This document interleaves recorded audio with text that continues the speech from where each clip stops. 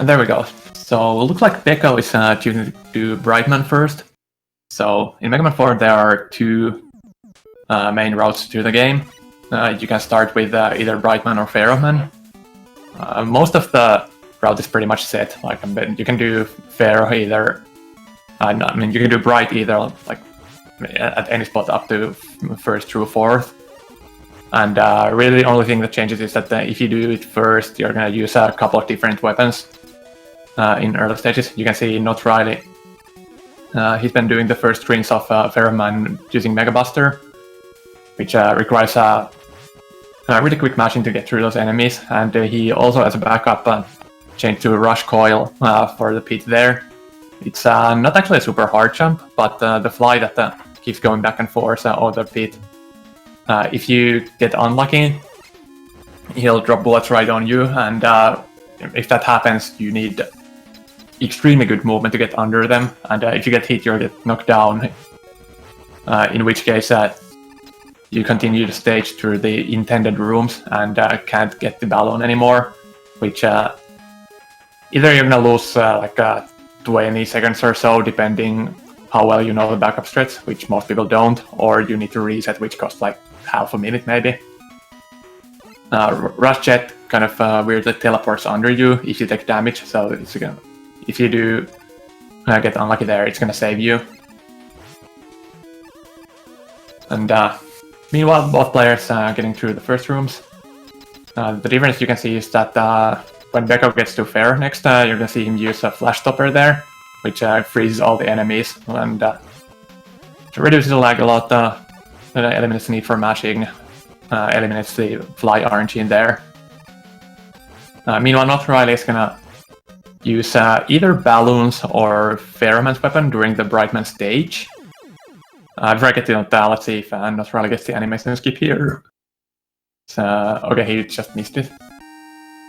So one thing you're going to see at the end of stages is that both players are going to position them specifically on the very middle pixel of the boss room, because the animation at the end of the stage where Mega Man like jumps into the middle and gathers up the explosion bubbles to collect the boss's weapon, it's kind of sloppily implemented, so that if you are already in the middle, it's gonna skip the part where you walk to the middle and jump, you just get teleported in the middle.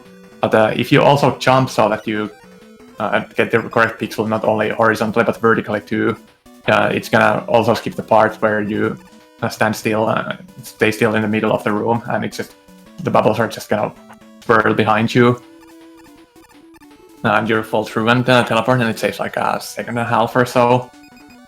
Anyway, on bigger screen you're just now seeing the flash stopper in action in Fairman stage. It's slightly slower actually. In Mega Man's 4, 5, and 6, the weapon select menu is extremely slow. It takes about a second and a half at minimum. And during the stage, it's really hard to save that much time. Generally, you just get big saves from using special weapons on bosses, but it's hard to make that much of a difference when you're just moving through a stage. Notriley is using balloons in Bright. I kind of didn't get back to that in time. The old stretch for the stage would be using Pharaohman's weapon, switching to it earlier, which is still slightly faster than Buster, but doesn't make it that much of a difference. The old balloon stretch from some years ago didn't actually save all that much either. The big issue in Brightman stage is Grasshopper RNG, those grasshoppers that you saw both players riding on. They can at any point do either long or short jumps. If you're not using balloons, you want them to jump long so that you move faster through the stage. If you use the old balloon stretch, it's roughly even, except that the balloon, the grasshopper RNG is inverted. You want them to do short hop so that they leave the screen earlier and stop causing lag. But I think it's been a couple of years ago or so, Baron Haynes rerouted the balloons in Brightman stage. So it's slightly different now. It's a lot more dangerous. A lot of people opt to not go for them in races, even if they do Pharaoh first. But it does consistently save time. And looks like past the first two stages, our players are pretty much dead even. So not much of a savings from the Pharaoh first on notriley's side, but didn't mess up anything either. I'm pretty. I haven't checked actually, but I'm pretty sure that in PB or Berserker attempts, beco and all the other top runners would use Pharaoh first. It's faster by enough, but it's also not that big of a difference. Races rarely get decided by whether you save a few seconds here and there. It's unless both players are at the very top of their game and have an excellent run, it's not going to come down to that. Usually someone's going to die and it's going to be a bigger difference somewhere. But for now, we're going to see... We're essentially synced.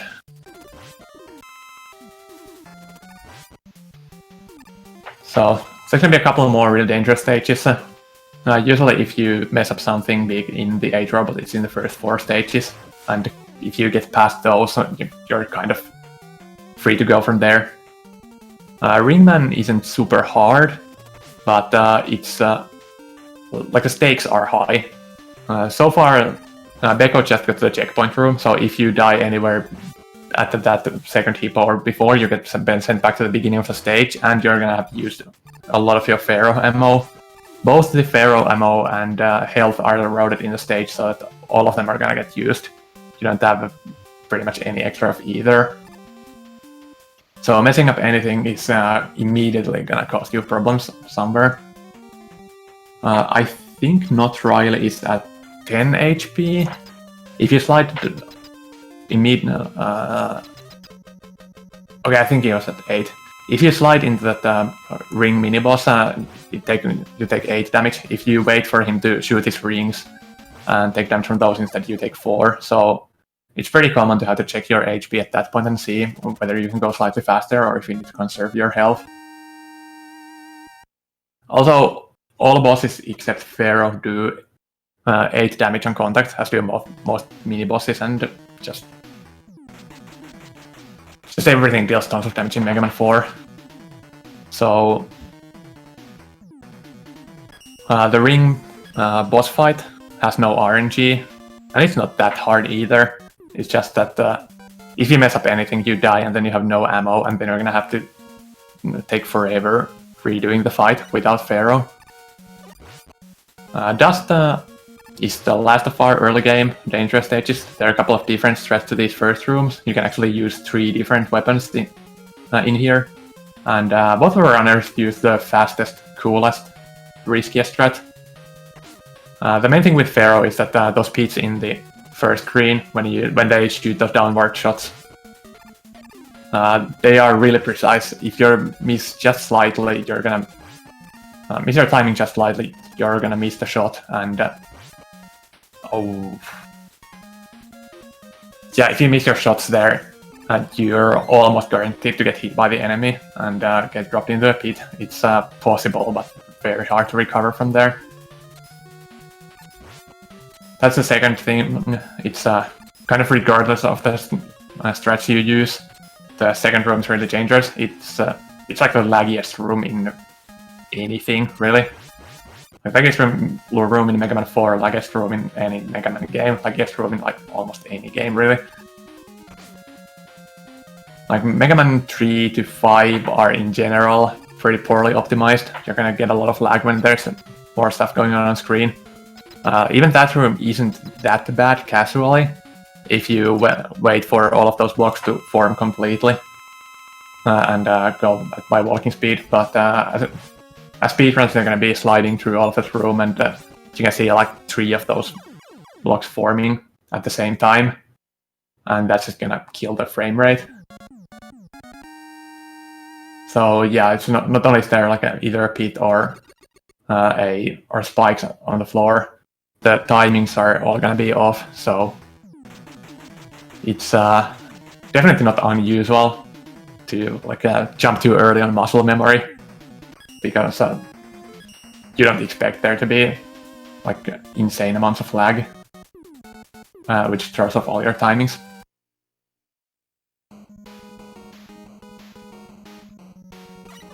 Okay, not really getting through the Crusher, so he should be good for the rest of the stage.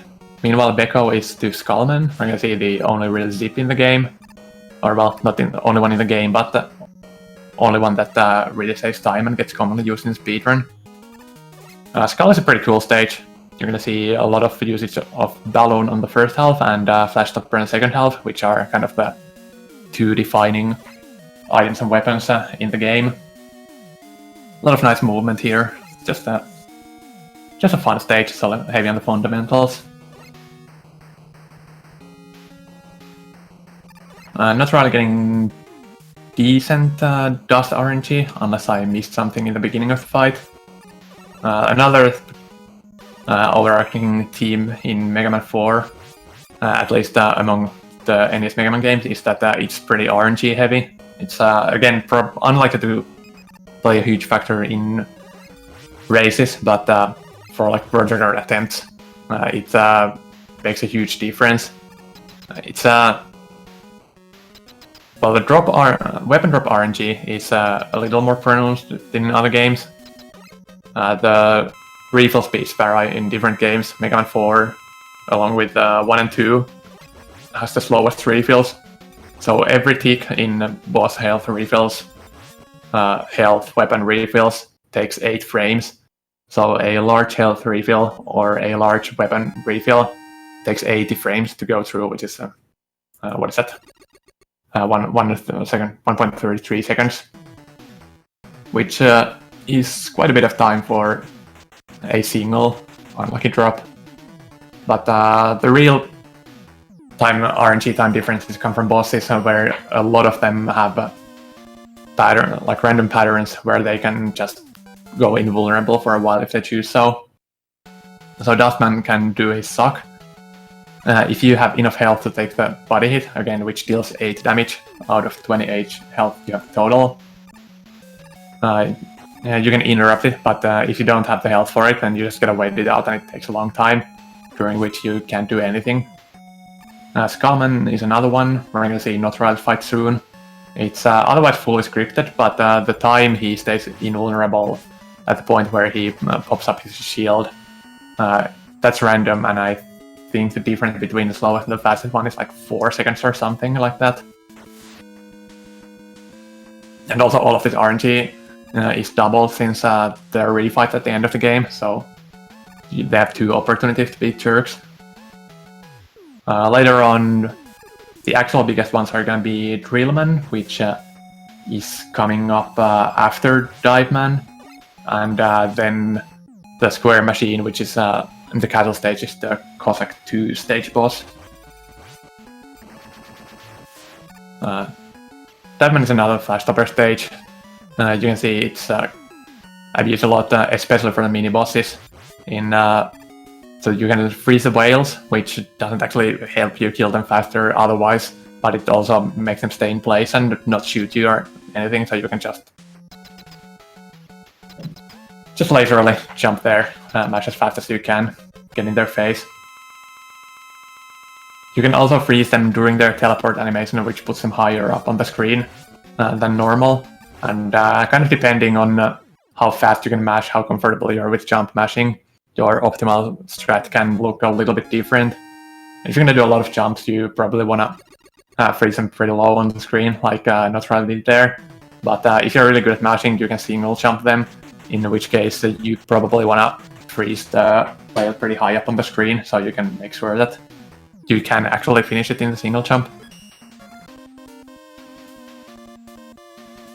Also, one aspect of Flash Stopper I haven't touched yet.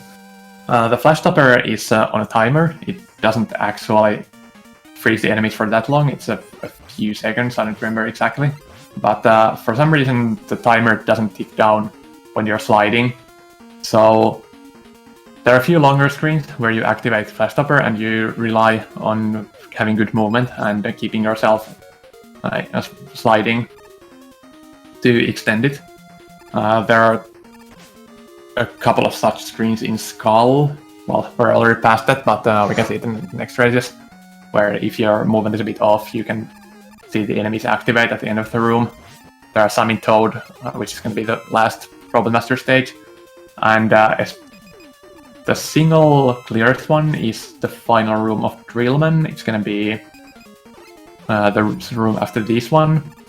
where if your movement is extremely good, you can have the flash stopper last to the very end of the room. But normally it's gonna run out at a specific big jump at the end of the room. And can actually throw you off quite a bit. Because there are some enemies that you want to freeze at the very end. And okay, so beco was just right on the edge. He didn't run out during the jump yet, but it did run out immediately afterwards as he started moving. So you really want to get the second flash there, so those rocks don't fall and splinter into pieces and cause a ton of lag and maybe hit you. But if your movement was really good, you can't just mash during the jump and get it again. So you're gonna have to adjust for it. Meanwhile, we're seeing the drill RNG factor here. At any point, he can choose to just deep underground again. He's gonna do it at the beginning of the fight, guaranteed. And past that, if you're unlucky, he's gonna jump in and immediately jump back out. And you can get 2 hits in when that happens. If you're lucky, he's just gonna walk and jump around, and you can just, well, basically keep him in iframes optimally.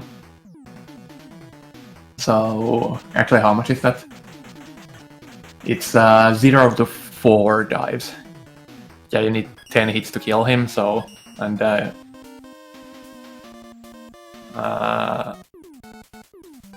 oh yeah, there's a 4 extra dives, 5 dives total counting that one in the beginning.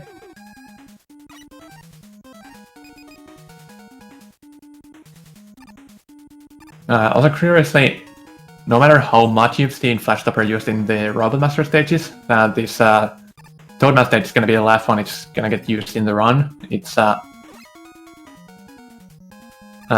just works out to not be very useful in the casual stages. Mainly it's that the casual stages are kind of more packed and there's going to be more of a mandatory item usage. There are a bunch of jumps you can make without Rush Coil or Balloon. Or Wire, which is the other optional pickup they don't go for in the run. So you kind of can just put on a Flash Stopper and run past everything. There are things you need to do there.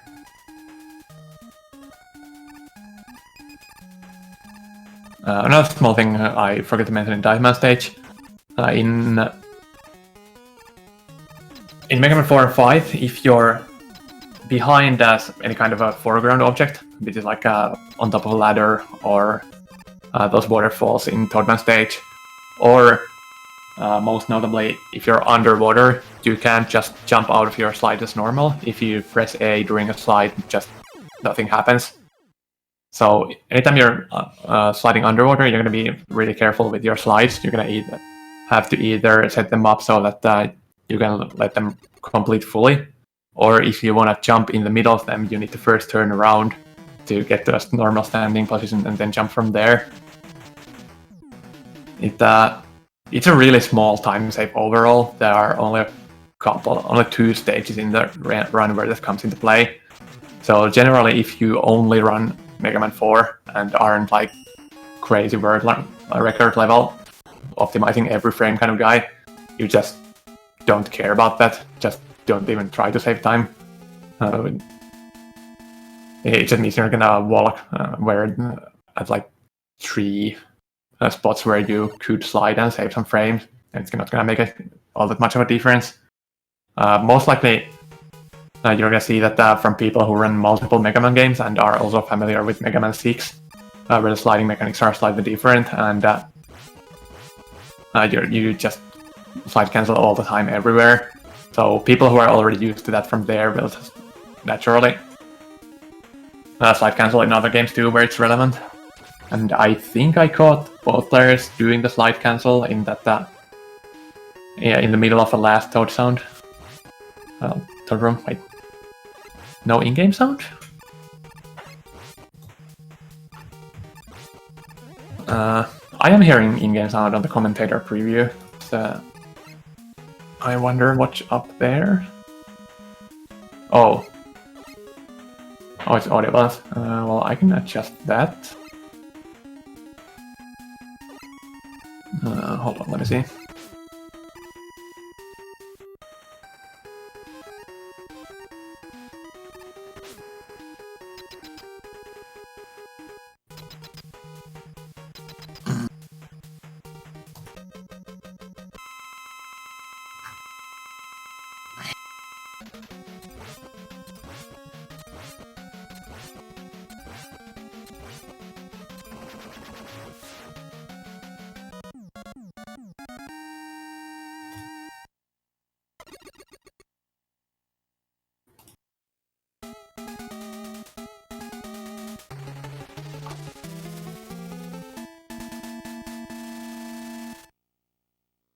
Okay, I adjusted beco sound up. Is this balance better now, or should I adjust it further?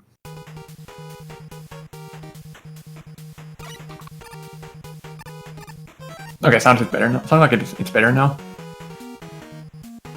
So I kind of missed the beginning of the Cossack stages. So Mega Man 4 is the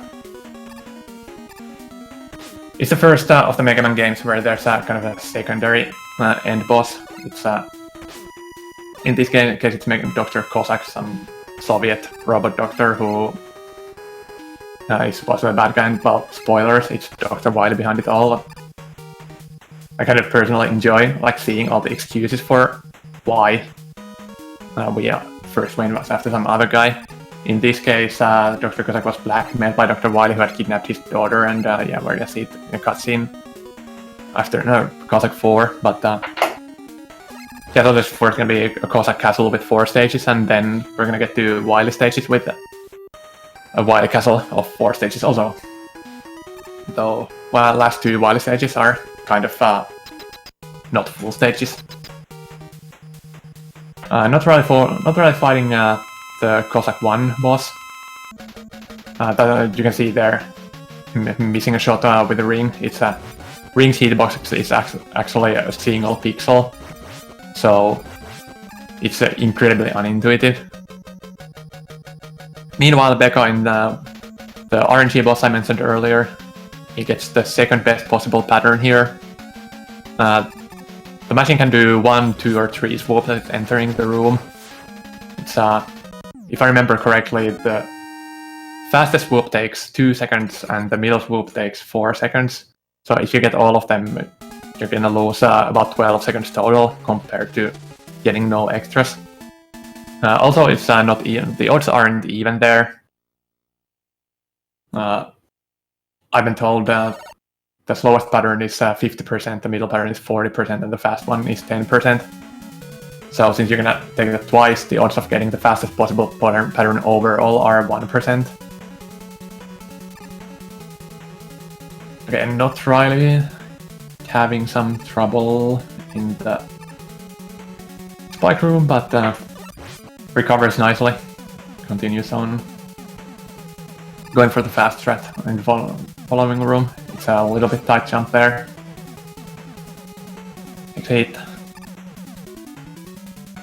Meanwhile, Beco is at the... Oh! I think that's the checkpoint room, so he shouldn't get punished too hard for that. Okay, yeah, that's correct.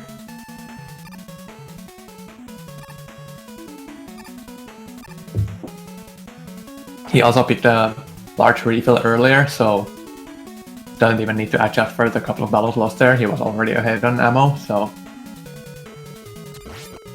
pretty light one as far as this go. There are a handful of deaths that aren't too uncommon in the casual stages, where you can usually lose upwards of a minute, couple of minutes even. The square machine fight is one of them. Again, there we're gonna see the slow patterns on Riley. So if you die in the boss, there's no checkpoint right before the room. You're gonna get sent back to the middle of the stage checkpoint. Oh. Okay, messing up the first pattern here, but okay, not really getting the worst possible pattern, so I believe that's 8 seconds lost compared to Beco on RNG there. So he's behind on hits, but if he executes the second cycle here, he should be able to finish it. Okay. So basically he lost to execution time equal to 2 sets of iframes, but didn't have to take an extra cycle of the boss. Beco showing off the auto-scroller boss here. We're gonna see the neat double hit here. never stopped being enjoyable. Another small RNG factor there. You saw the boss shoot a single bullet towards beco. There are actually two possible things he can do there. The alternative would be a spread of a total of 4 small bullets, which causes a ton of lag, and it's a pretty decent chunk of time lost. So beco getting good luck there too.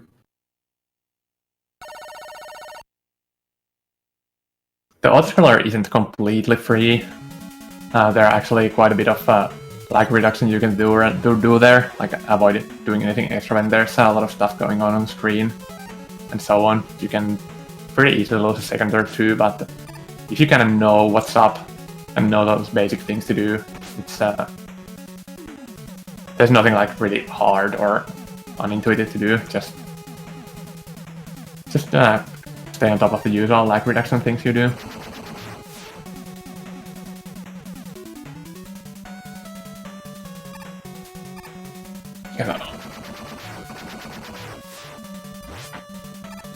Oh, beco actually went for the store charge there. I actually kind of gave up on talking about it on this race stream because nobody seemed to be doing it, but yeah, that's a neat little thing you can do in this game. The way the game stores your Mega Buster charge is identical to weapon ammo, so you can charge your Mega Buster at the beginning of the stage, then when you switch to Balloon or Rush Coil, whichever you use in the stage, it's gonna store the charge, and then when you switch back to the Buster, it's already charged. So in that room where you kill those 2 slinkies on the stairs, when you kill them with a drill, it's actually 2 hits. You first hit them with the drill, and then the explosion deals a second hit. So you can save just a tiny bit of time by killing the second one, so that you hit with the drill, then switch to Mega Buster, and immediately release the store charge, instead of like waiting a few frames for the explosion to hit. And it's incredibly hard to tell that anything is happening. I'll always be salty about that. It's such a cool trick in concept, and then it doesn't look like anything. Like, if you know about it, you can tell when it's done, but it's... if you don't know what to look for, it just doesn't look like anything.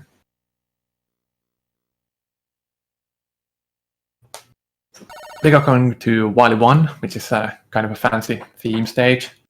All the enemies, except one in the stage, are Mets, and the boss is a giant Met too. It's one of my favorite stages, actually. It's a lot of like tight movement, like kind of another very heavy on the stage on the fundamentals. A lot of quick slides, precise jumps, precise shots. I look like notriley is doing that door charge too. I guess I just haven't paid enough attention in the top races. Also, notriley going for Rush Coil here. You can clear the jump in the room he's entering now with either Balloon or Rush Coil. Balloon is very slightly faster, mainly because there's a tiny little extra animation when you switch to Rush, and you can save on that, but Coil is easier, and also you might have used all your Balloon energy elsewhere. Yeah, so rather just a common mistake when going for the store charge release, he was just slightly too high, so the released full charge there goes above the slinky. One thing I didn't explain as beco was on the boss, because I was talking about the store charge, is, well, so this is kind of the fake villain of the game. We don't actually need to defeat him, we just beat him up enough that Proman jumps in with Kalinka, Cossack's daughter. So we're not actually killing the boss here, we're just gonna shoot him enough to take him down to 2 HP or less.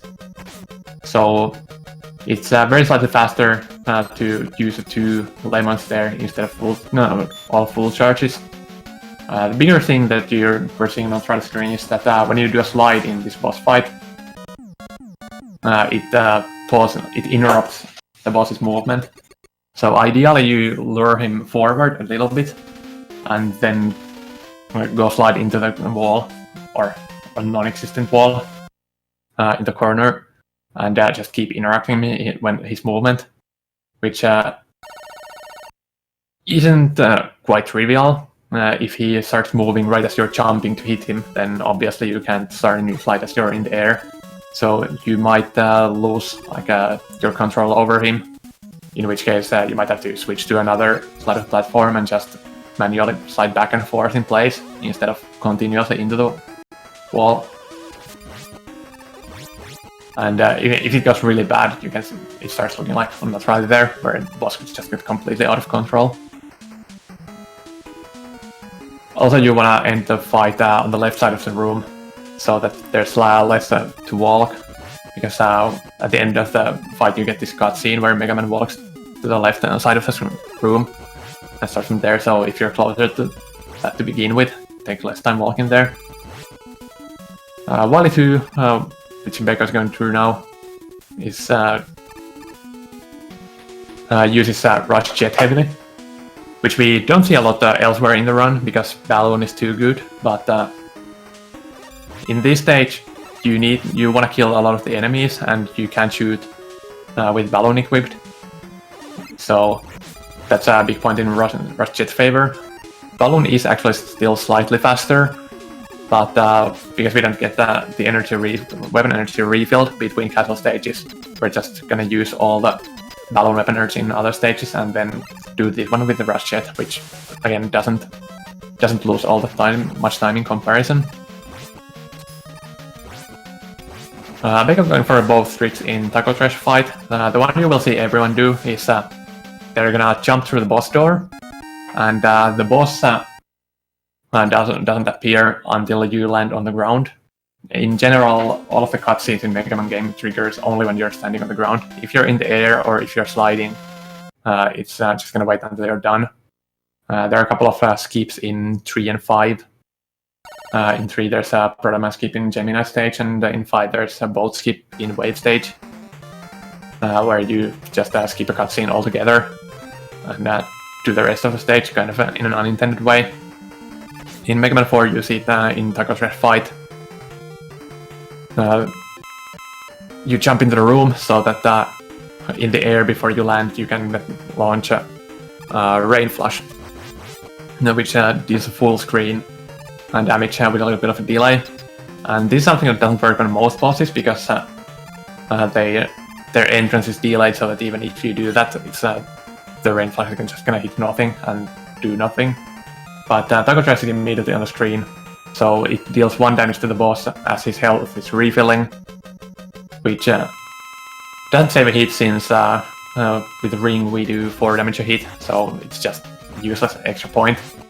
But it interrupts the refill animation, which saves a decent chunk of time.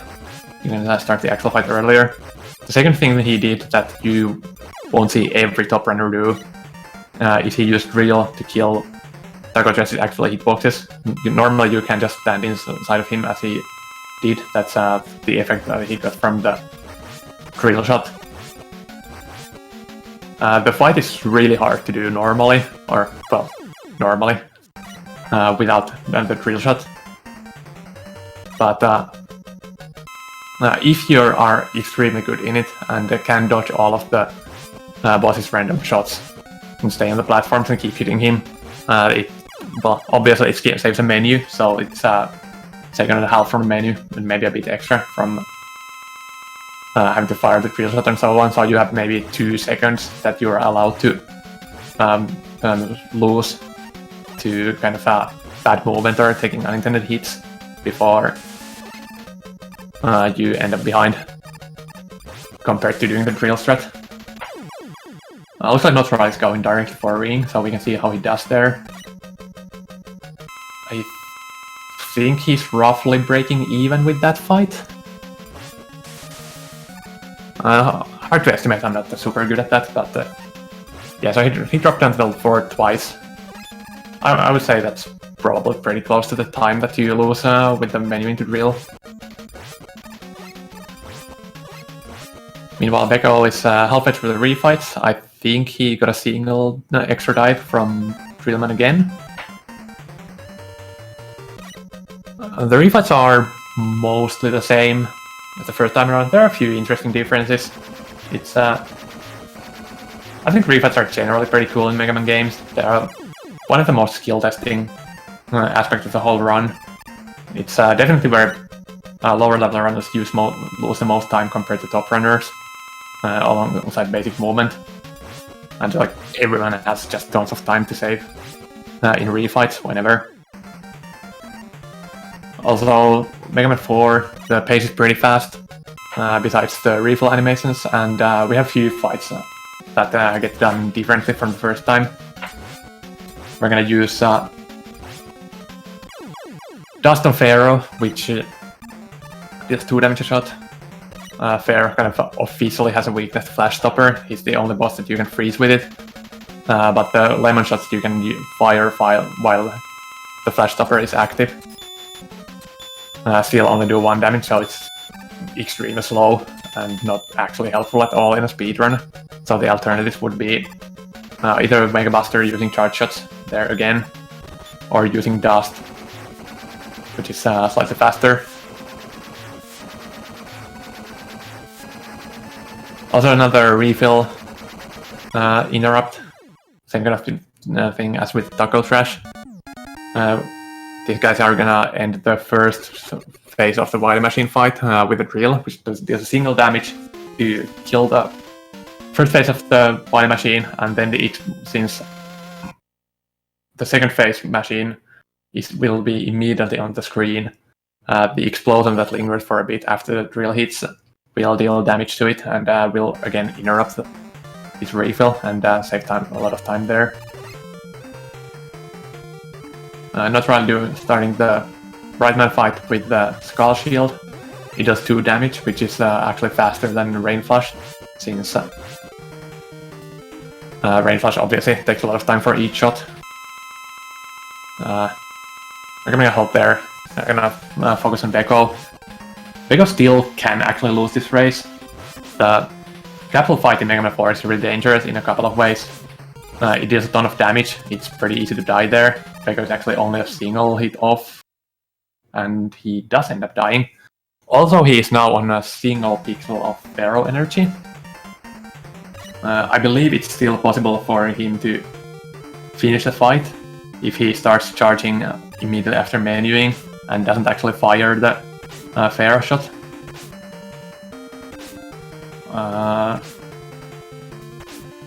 Okay, I usually see people taking damage from the first enemy on the screen. I was kind of wondering what he was doing there, but yeah, he just kept going and taking damage from the different enemies. But yeah, there's no way to refill in this stage other than farming these enemies, which is... They have quite poor odds of actually giving you the drops. Okay, so...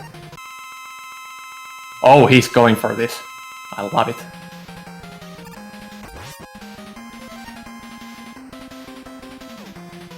So the reason that using Pharaoh against the Brightman saves any time is that you don't need to charge it twice. You just charge, or well, you save a few charging times. When you charge, you get one charge hit from this floating orb above your head, and then a second one for free when you release it. But you can also use it this way. So you can charge up the floating orb, deal a hit with it, and then menu and recharge without actually releasing the shot. So you can deal the hits without using any ammo. And yeah, the capsule is a jerk. Not only is it difficult, as we saw, if you run out of Pharaoh ammo, the only backup is Ring, which deals 1 damage a shot. So, and yeah, Ring is another weapon that gets constantly used across the castle stages. So generally you have no Ring ammo left. You have maybe 2 if you use a conservative refill route and didn't end up needing your backups. So you might be able to use it to squeeze the finish of the fight if you run out at the very end, and probably also did like some uncharged shots or something. But in general, if you mess up your Pharaoh weapon energy here, you just have no backups, you just game over. I guess if you're watching your opponent and race is really close, you might try to farm these enemies here, hoping for random weapon drop, but on average, I'm pretty sure game overing is faster. The drop odds are pretty bad.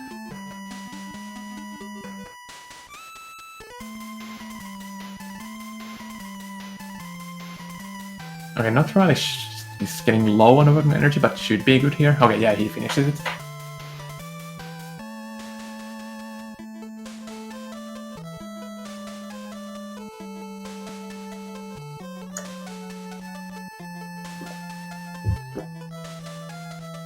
So neither of them posting quite the times we've got used to seeing from the very top runners in races, but that's Mega Man for you. There are a lot of mistakes that can happen in the run that just a single mistake costs upwards a minute. I think I wasn't actually watching beco's timer earlier, but I would guess that him messing up the capsule must have cost upwards of a minute, so it would have been a 37 something pace. Without that happening, notriley died a few times in earlier stages, those add up to quite a bit of time too. Should have been a good pace outside of those.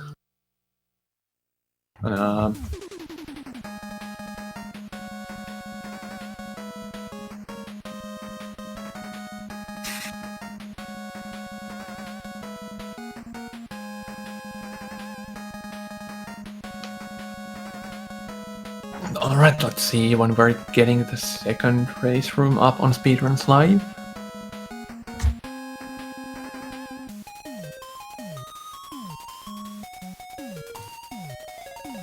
Excuse me for a bit.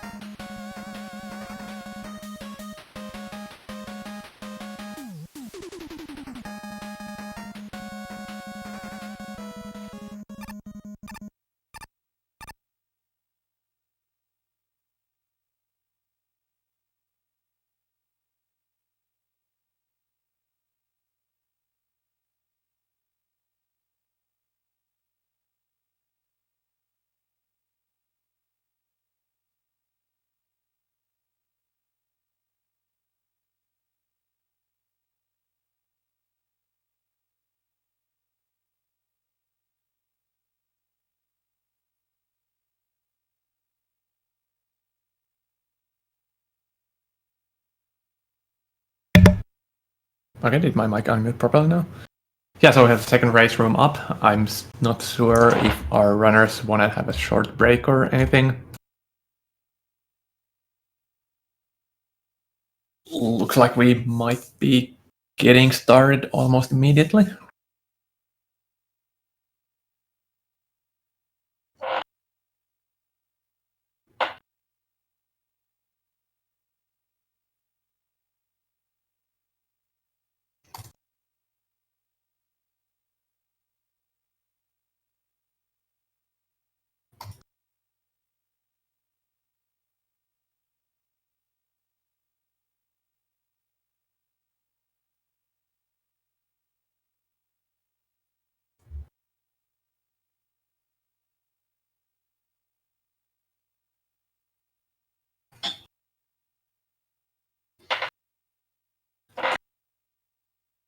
Okay, sounds like we're not gonna have any kind of a longer break. Just gonna take a minute for everyone to straighten out and get their stuff sorted out. So should be starting any moment now. Of course, with a bit of an extra delay on stream, but you know.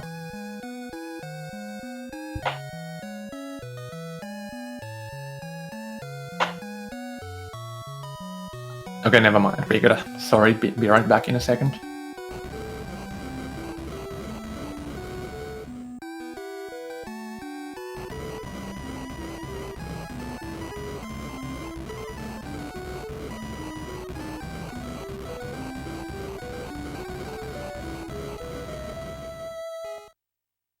So for people just tuning in, this is the third place race in the Mega Man 4 Cossack Cup. The finals were yesterday, so this is the final stream of the tournament. This is a best of 3. We just finished the first race, so Beco is currently up 1-0 against notriley4 here.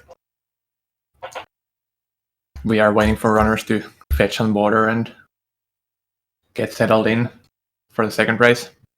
We're gonna be starting the second race very soon here.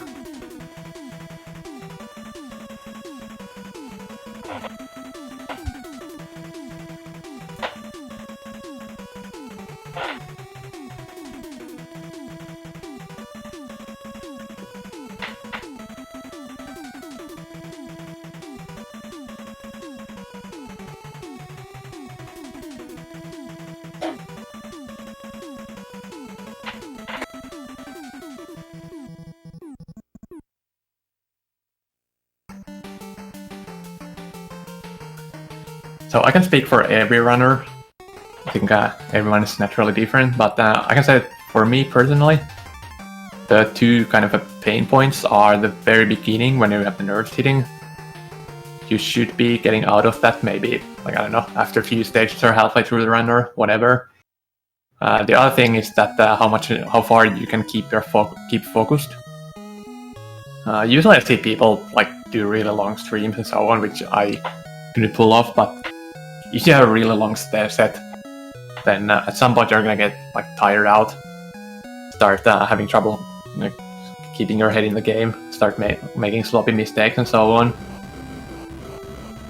I don't know if that's gonna be an issue in the second race for anyone really, but I wouldn't be surprised if this went to a third one, and we get more of that heat there. But yeah, so the runners have finally settled in. We actually just now have started the race, waiting for a stream delay to get it to you guys.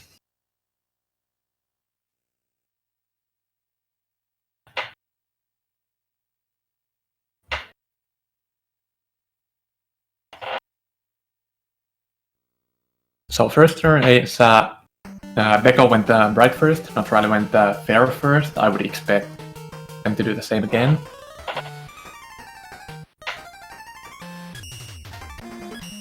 So first critical thing to watch for is gonna be notriley getting over the balloon pit. So there are two optional items in Mega Man 4. You can get a balloon from fair stage and wire from dive man stage. Wire's gonna need to keep in a speedrun, but balloon is gonna save a ton of time here. And the danger here is that if he gets sniped by this fly getting over the pit here... Okay, the rush backup coming into play. So the fly there is random, he may or may not be dropping those bullets on you as you're jumping over the pit. So notriley got the bad luck there. He got the bullet that's gonna snipe you right at the apex of your jump. If your movement is extremely good, you can still get under it, but it's not super consistent even for the better runners. So a common backup there is either to kind of wait out the fly, try to confirm that you're not gonna get any of those bullets there, and then go, or alternatively do what notriley there did. He switched to rush coil, which has this kind of weird property where it will teleport under you if you take hit, so you can just go, and if you get sniped by the bullet, then Rush is gonna be there to bail you out. What a bro.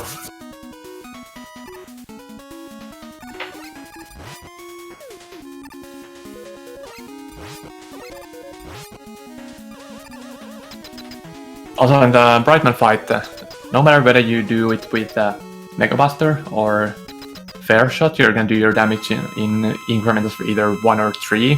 So with Mega Man bosses having 28 HP, it works out so that if you do only the charge shots, he's gonna end the fight at 1 HP, so you're gonna want to do 1 on-charge shot at any point. And Brightman's kind of a big attack that the weapon you get yourself mimics is he's gonna freeze you in place for a good bit. Now, while I was talking about that, notriley got the like a advanced animation skip in Pharaoh. First race, both of them wisdom in Pharaoh. The other one where you can try it without having to use a balloon or rush is Dive Man stage. I kind of forgot to pay attention there the last time, but so I'm not sure if anyone got it, but right now, not sure I got it once at least. Yeah, so anyway, the Brightman's freezing attack is actually not random or anything. Or, well, it's kind of pseudo-random if you don't know about it, but the way it actually works is that if he's going to use it if he's at exactly 4, 8, or 16 HP. So if you do the damage in 3 damage increments and have that one damage bullet in the first half of the fight, you're gonna avoid all of those specific values, and you don't have to deal with any of those. So if you do the fight normally, the only way you're gonna get hit by it is if you mess up and release your charge just a bit too early, trying to be too fast.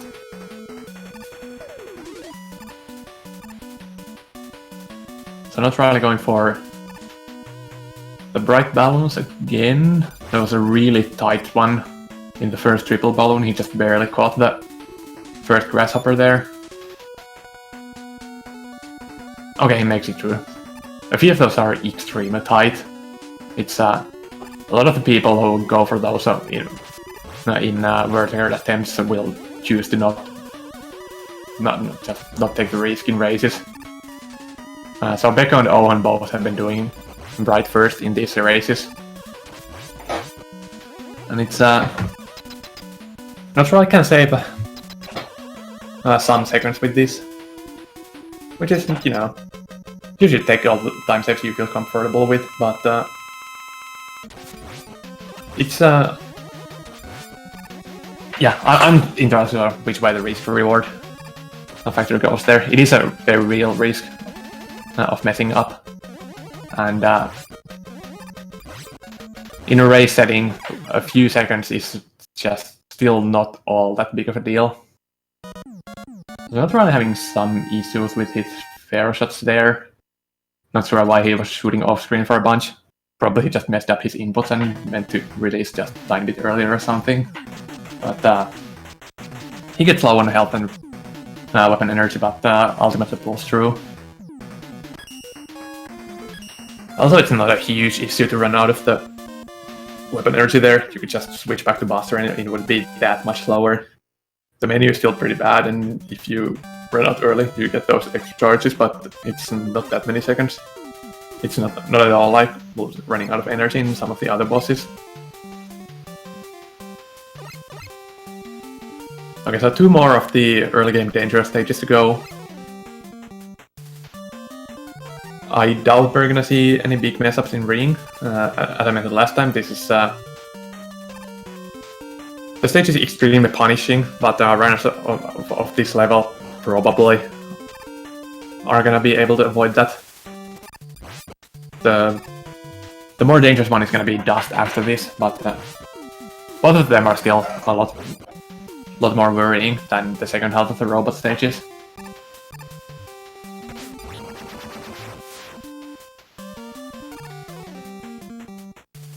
Okay, Beco is getting to the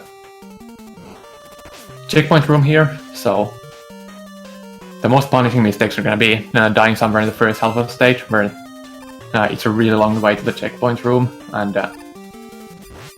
very slow too, having to get through a couple of mini-bosses. Beco getting some unlucky drops here again, losing a bunch of time on refills.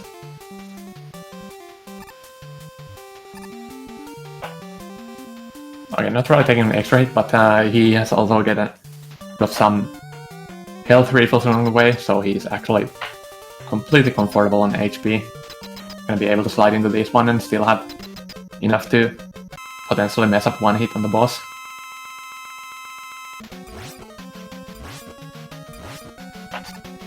Ring is a really cool fight. It's scripted, really fast-paced. 4 has shorter boss invulnerability frames than 5 and 6. And weapons generally do more damage, so the fights are a lot more fast-paced. It's kind of the last of the Mega Man games where the refights are really interesting. 5 and 6, they both kind of suck. Or 5, they sucked until the refight skip was found, and we started just doing one of them and going through a wall into the Wily machine.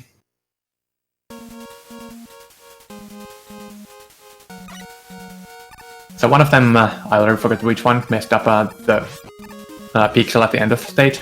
It's actually not trivial that you can't just walk into the middle and see that you got it, because your walking movement is actually 1.3 pixels a frame. So if your sub-pixels line up poorly, you might just skip over the pixel that you're going for, in which case you need to do a quick slide to kind of readjust, and then go for it again and hope you had enough time.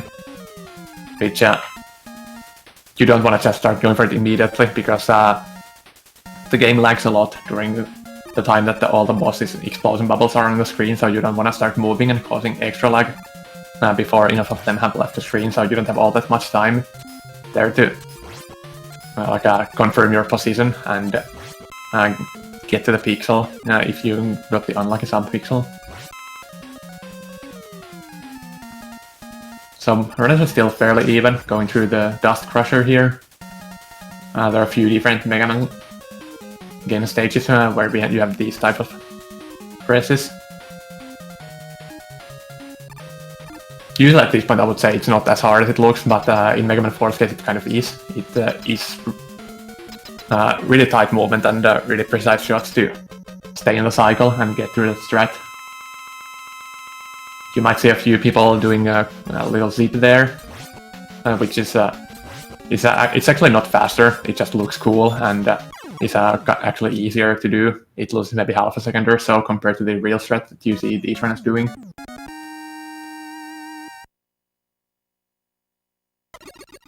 Okay, good Dustman fights. Notriley didn't get any sucks. Beco got one, but he had easily enough HP to tank the hit and interrupt it. If nothing goes wrong during the stage, you're gonna have plenty of HP here and should be able to interrupt it at least twice, so you need to get really unlucky before it starts mattering. In the refight it's more costly, since even if you do have the HP, unless you're comfortable going to the machine fight with no extra health, then refilling the health after the fight still takes a lot of time, so it's a time loss anyway. Oh! Beco having some trouble with the zip. Also, you can see him going back and forth at the spot where the enemy spawns. You're gonna be able to spawn kind of the same enemy multiple times there. And okay, so clearly he doesn't seem to have any more of an idea what he's doing in the room than I do. Some improvisation there, which ends up with him taking enough damage to die there, which is surprising, but you know, sometimes things just go off the rails. I think. Oh, I was wondering if he was a bit too far away from the wall, but clearly he knows his spots. Right, so the score is the balloons under the runners' names. You can see one under Beco's name is highlighted. So again, Beco is kind of the favorite here. He's among the leaderboard top 4, which is all runners are a few seconds from each other. He has posted some very consistent 37 so far in the tournament. And Notriley has a PB of half a minute slower. He's I checked it in the beginning of the race, so 8th or 9th or so. They entered the elimination bracket in the tournament as the 2nd and the 5th seed.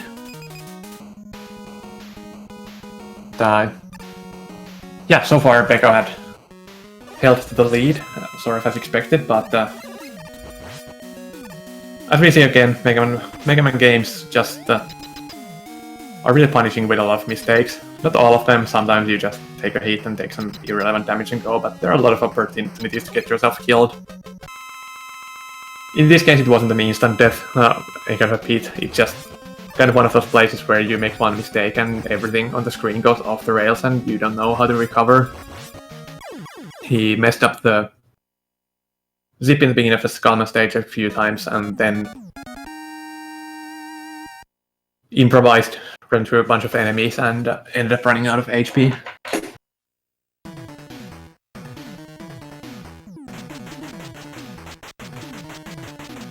Oh, yeah. Chat hoping for a notriley win for a third game. I don't think hoping for a third race is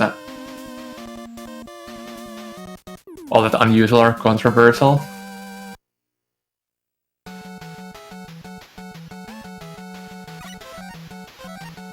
Honestly, I'm not sure how much I'm looking forward to a third race. My voice might not hold up all too well through 3 of these, but you know, and I just have to deal with it if we get there. I certainly won't mind watching a third race.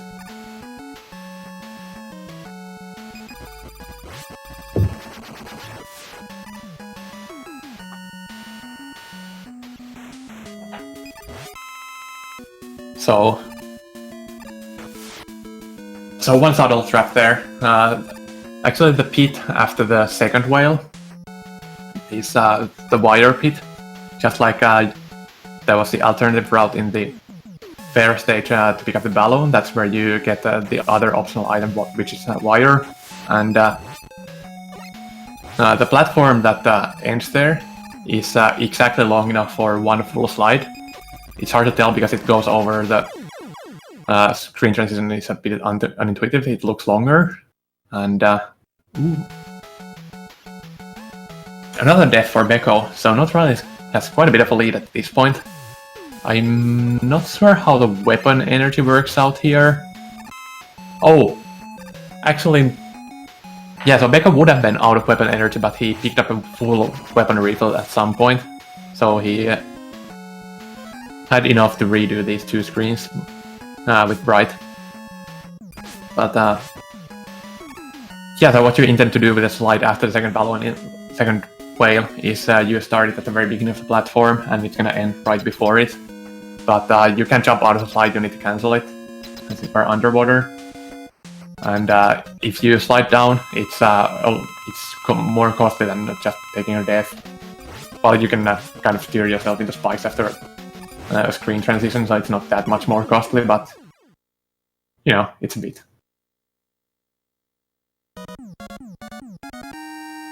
Oh, beco got the animation skip there too.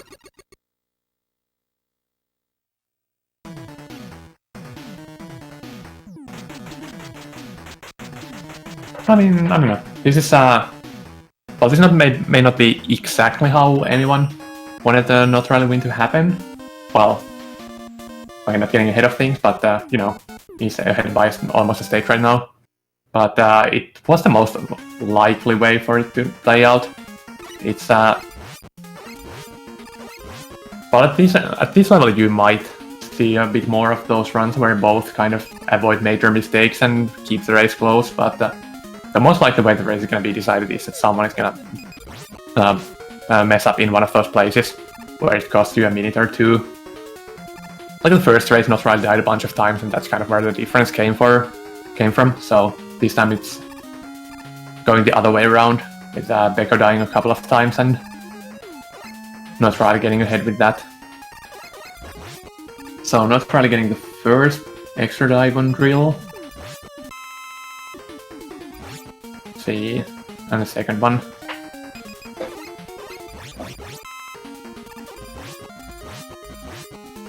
Also, I haven't paid like super close attention to all of the big RNG spots in the run, but I'm gonna say that beco is quite a bit ahead of there.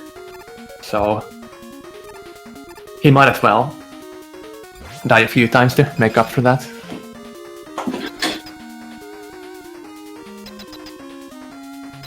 one of the exciting features of Mega Man 4 for races is that Capsule can always turn the race around. Like, okay, so if you're 5 minutes behind, then no, but if you mess up your weapon energy and have to take a game over, it's like a couple of minutes at least. So you can be pretty far behind, and if the other guy really messes up his capsule, then that's still one out for you to catch up. Of course, if he's watching your stream, keeping track of where you're going, he probably won't push it. Yeah, if you know you want to just finish the fight, you can keep it pretty safe. I'm gonna be honest, I didn't actually even consider that before this tournament. When I was casting one of the races and the co-caster mentioned that I'm too used to like blind races and mystery tournament and such that I haven't even considered keeping anyone else's stream open. I just figured, you know, that's not a thing you do, but yeah, in most tournaments, I believe it is actually allowed, since it's, you know, like in speedrun, you guys know the game. You're not gonna get so huge spoilers by watching what the other guy is doing. You better know it already yourself.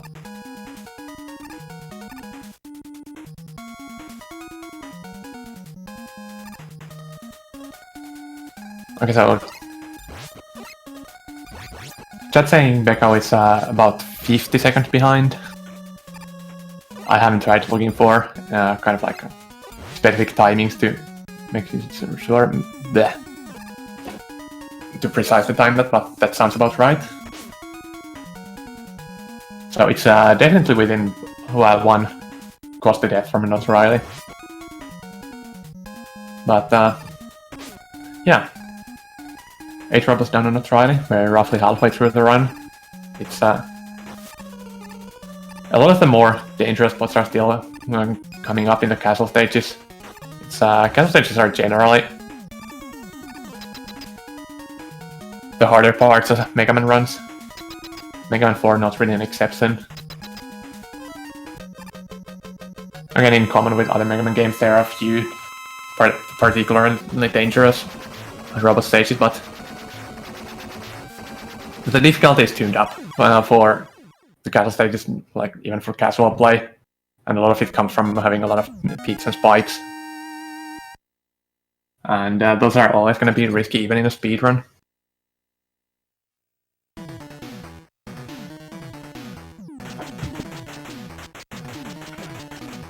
So nice slinky kills on notriley on the first screen of Cossack 1.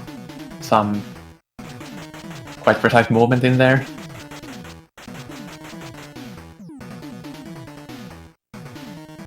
I'm not sure how much of that like follows from the difficulty being tuned up for casual play, but oh, yeah, so that's a really dangerous room in there. A couple of those jumps are really tight, and there are some unintuitive timings. For example, when you shoot these skull shows, you can't just shoot them at the last second. During the crumbling down animation, they still have active hitboxes, and you can run into them. You need to shoot them a bit early, so they have time to crumble down. That's actually not okay, so not really for avoiding the pit, but that's was it 1 or 2 balloons down? If it was just 1, I think. Okay, I'm sure he knows the balloon routing better than I do. There are a few balloons that are pretty easy to skip in Cossack 2, so he probably has a plan how to manage with that balloon energy without having to do anything too drastic, but yeah, he's gonna have to think about it at least. Like balloon energy and a couple of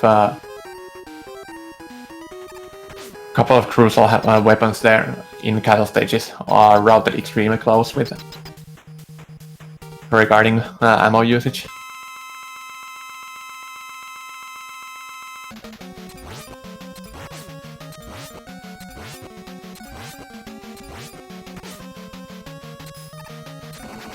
Oh. Okay, beco taking a hit there, but nothing too dangerous. Still on very comfortable health. Not trying to get into Cossack 2. Another stage to watch out for. A lot of balloon usage over the spikes. And just tight balloons in general. He's actually a little lower in balloons than... Oh, he uses an extra one there. I think if he didn't mess up that one single balloon there, he could have just reached this platform for the refill and gone from there, and would not have had to worry too much about it, but...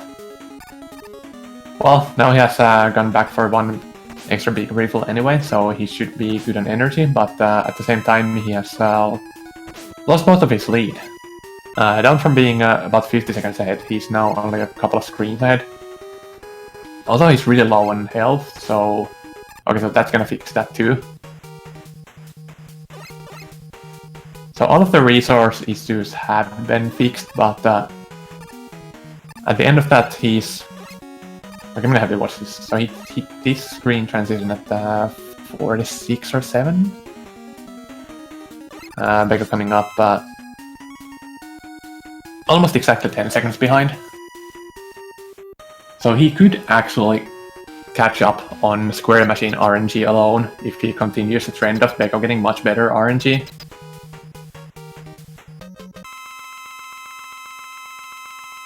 So I'm not really getting the worst possible first pattern. Okay, beco making up 2 seconds there.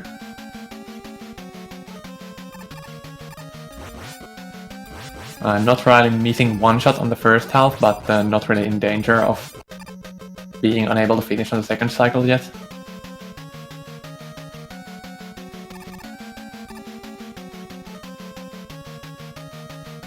Okay, so beco got a 2-2 pattern against notriley's 3-3. So it's a decent time save, but not quite as much as getting the best possible pattern. The biggest time save comes from eliminating the slower swoop. And yeah, as the chat already mentioned, finals were yesterday. Nobody really was forcing runners to schedule the third place race first, and it just worked out so that the final runners had time on Saturday, and the third place runners had time on Sunday, and here we are.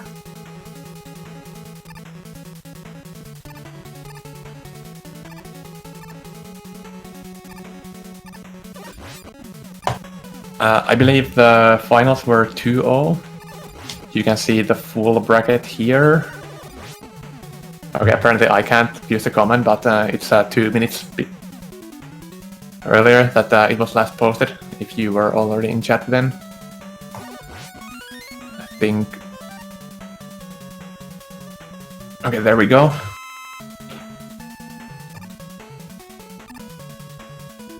Let me see if I can just find...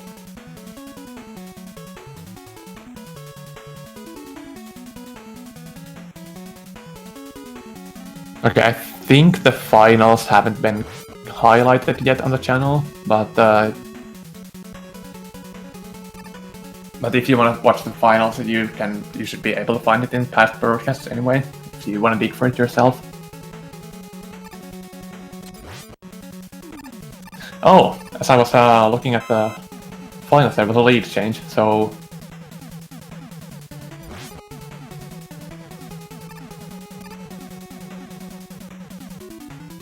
Did not try to fall down on the middle rooms or something? I missed that completely. Okay, so this time both runners now are both in the auto-scroller simultaneously and at the same spot even, so I can't just look at the other guy's screen and find something to talk about in Cossack 2 or Cossack 4.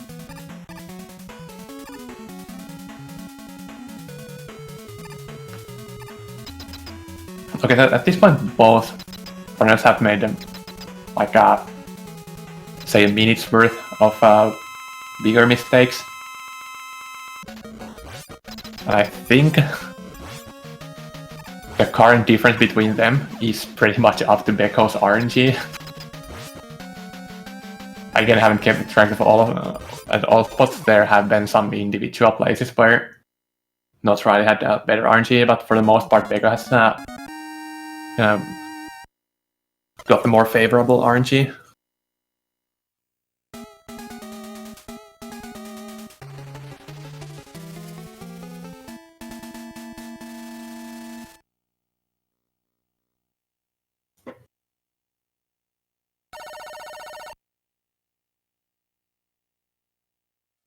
So what's the best place to get updates when a race is through? I don't know about it in general. In the Mega Man 4 Cossack Cup, there's not gonna be more updates. This is the final race of the tournament.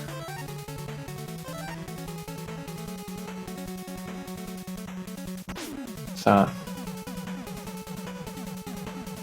okay, so notriley has enough balloon energy this time to switch the balloon here. So he's gonna get a bit of a save there. Go slightly faster than menu. Let's see if he hits the balloon.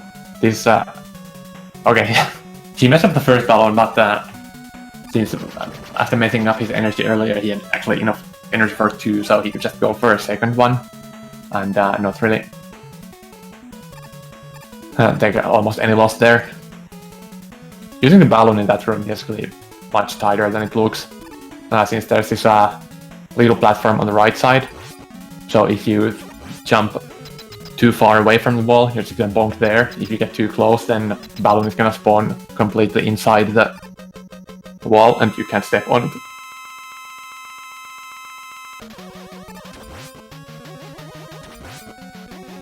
Usually it's not that hard, like you can just place the balloon very safely out of the wall. But in that case, like you need to get pretty close to it, and the area there where you can place the balloon and both be able to land on it and clear the wall on the other side is very tight.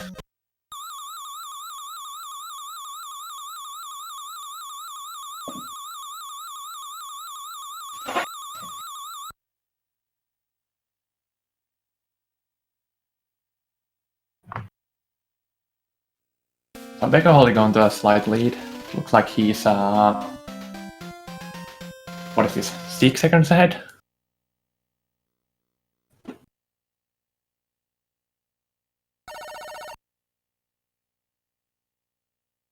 But yeah, we definitely do have a race here.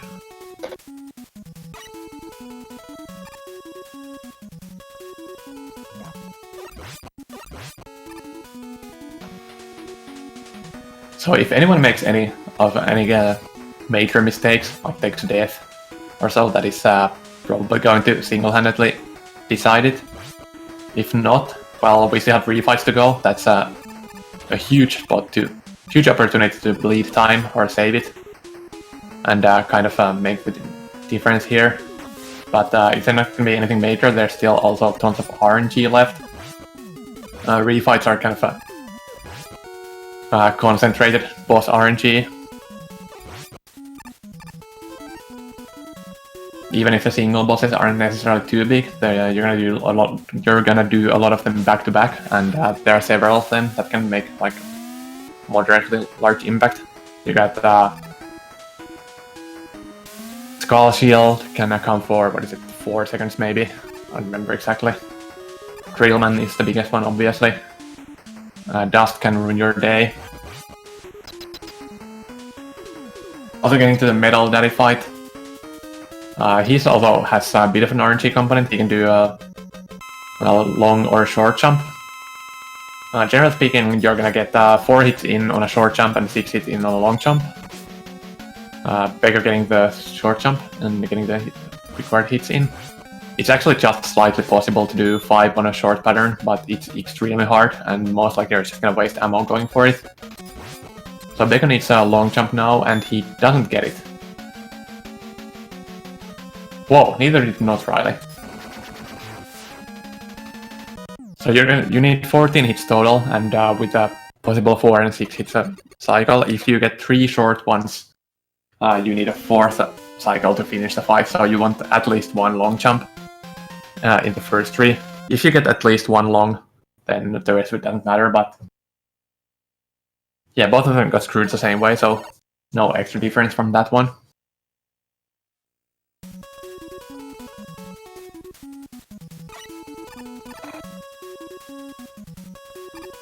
Then on to Wily 2, the last regular stage of the run. After this one, there's only the refight stage and the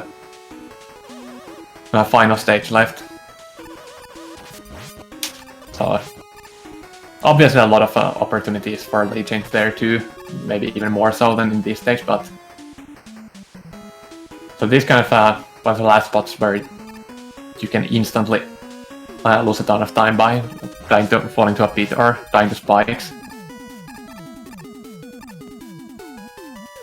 No, beco having trouble with movement in a couple of frames, making this even closer. We're almost synced now. Like a second maybe between them.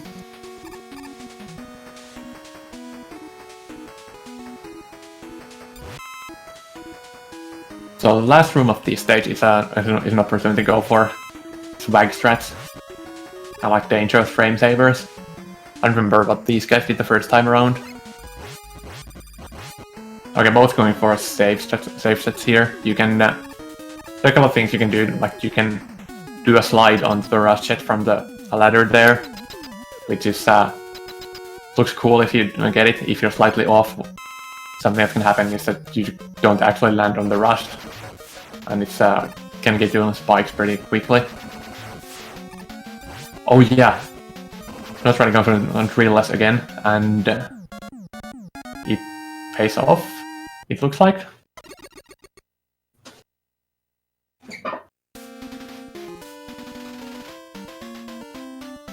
I'm not exactly sure what the difference was before getting into the fight, but I think notriley4 ended up slightly ahead from it. So you can see there. So if you go for drill, you kind of waste time that it takes to menu to it, but it all but ensures that you won't lose time to awkward movement or positioning or randomness or anything. You just get your hits in from there on. Oh, notriley4 falling into the health alcove. Both of them going for the safe sets here. There are a few different ways you can manage your weapon ammo in the castle stages. This is kind of like the standard safe way. They pick up the refills on ring in Cossack tree and enter the alcove there, get all of them split between ring and dust. So both of them are very comfortable on ammo. They could have saved a bit of time by skipping some of them, but they didn't, and now they don't have to worry about getting screwed if they mess up a single hit. I think they have like I don't know, like at least 2 extra dust shots. Should have a 2, 3, 4 extra rings too.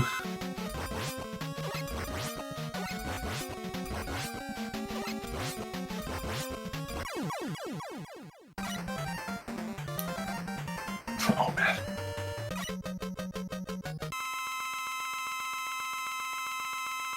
Okay, getting a boss with no RNG for a change. Just execution and dive.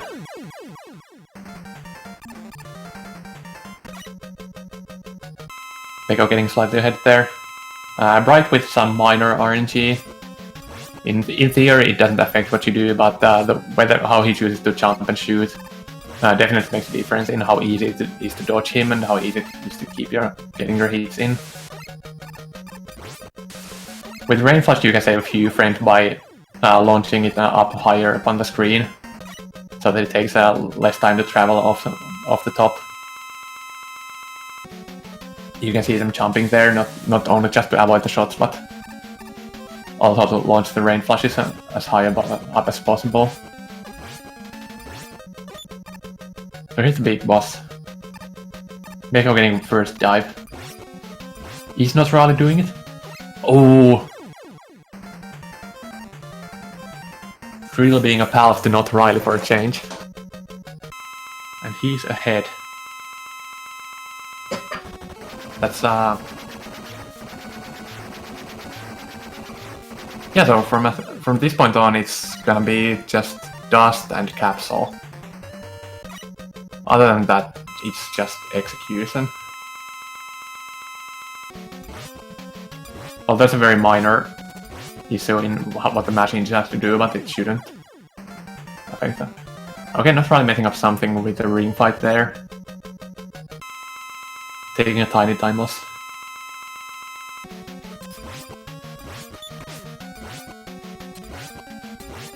Oh, not really getting sucked. Wants to avoid the damage there. Oh, getting sucked again! Oh no!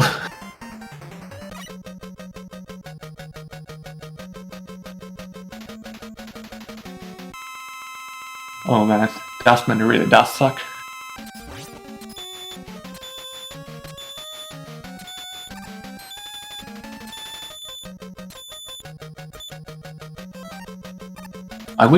Right now I wish I'd get better track of the RNG over the run. I don't actually know like where exactly the differences come from, like how much of... Oh, not really getting low on health. Like you can dodge the machine phase 2 shots very comfortably, but it's also slower. Like ideally you just take a couple of hits intentionally and then continue to tank on through the rest of them and keep the boss constantly in iframes.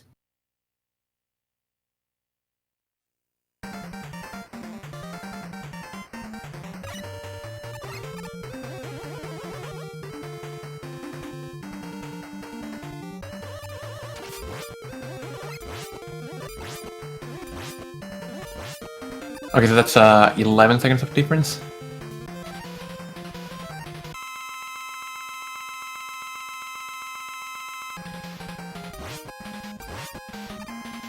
Oh, beco getting a nice opening pattern. That might be it. A misses shot. Misses another one. Oh my god. Oh no, not Riley misses one too. Beco is low on health now. Oh! It's a double KO! Okay, now. Oh no, not Riley misses a shot too again. Is he gonna... I don't know, is he watching Beco's stream? If he is, he knows that he can tie it safe from here on out. I think he knows. He has it! The capsule does it. Oh my god.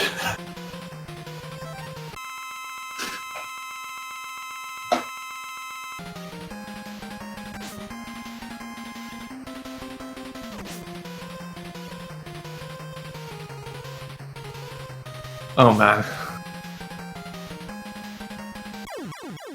Like so many races I've talked about the possibility of this happening, and here it is.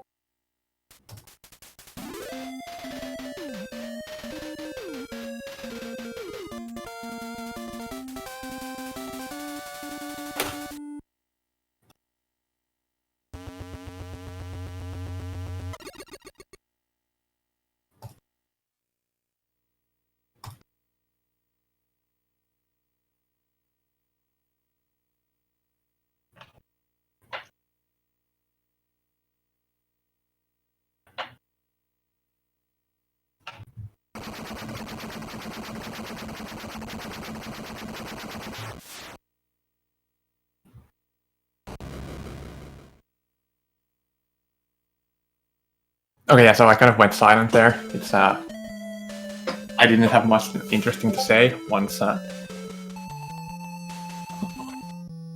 race was kind of decided, and just watching Beco go through it again, and also, as I mentioned before, kind of having trouble keeping up with all of this solo commentary, so I was messaging Ahmad here to recruit another commentator here. Hey, hello, hello. How is Ahmad's voice? It's really low for me on Discord, but how balanced is it on stream? Should I adjust it? Can you hear me?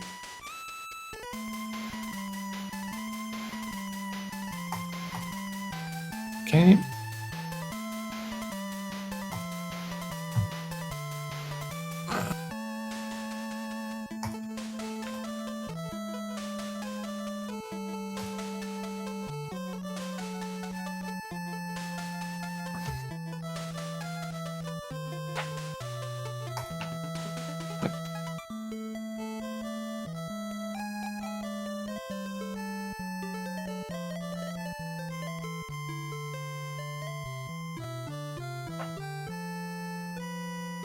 Okay, let's try again.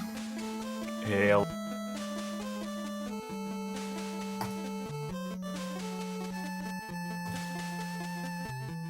Always too low. Volume now, and I already turned myself and beco's volume a bit down a bit. Let's do a bit more.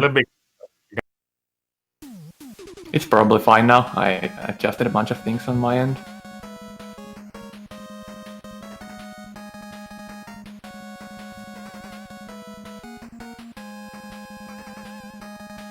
I had it slightly more. How about now?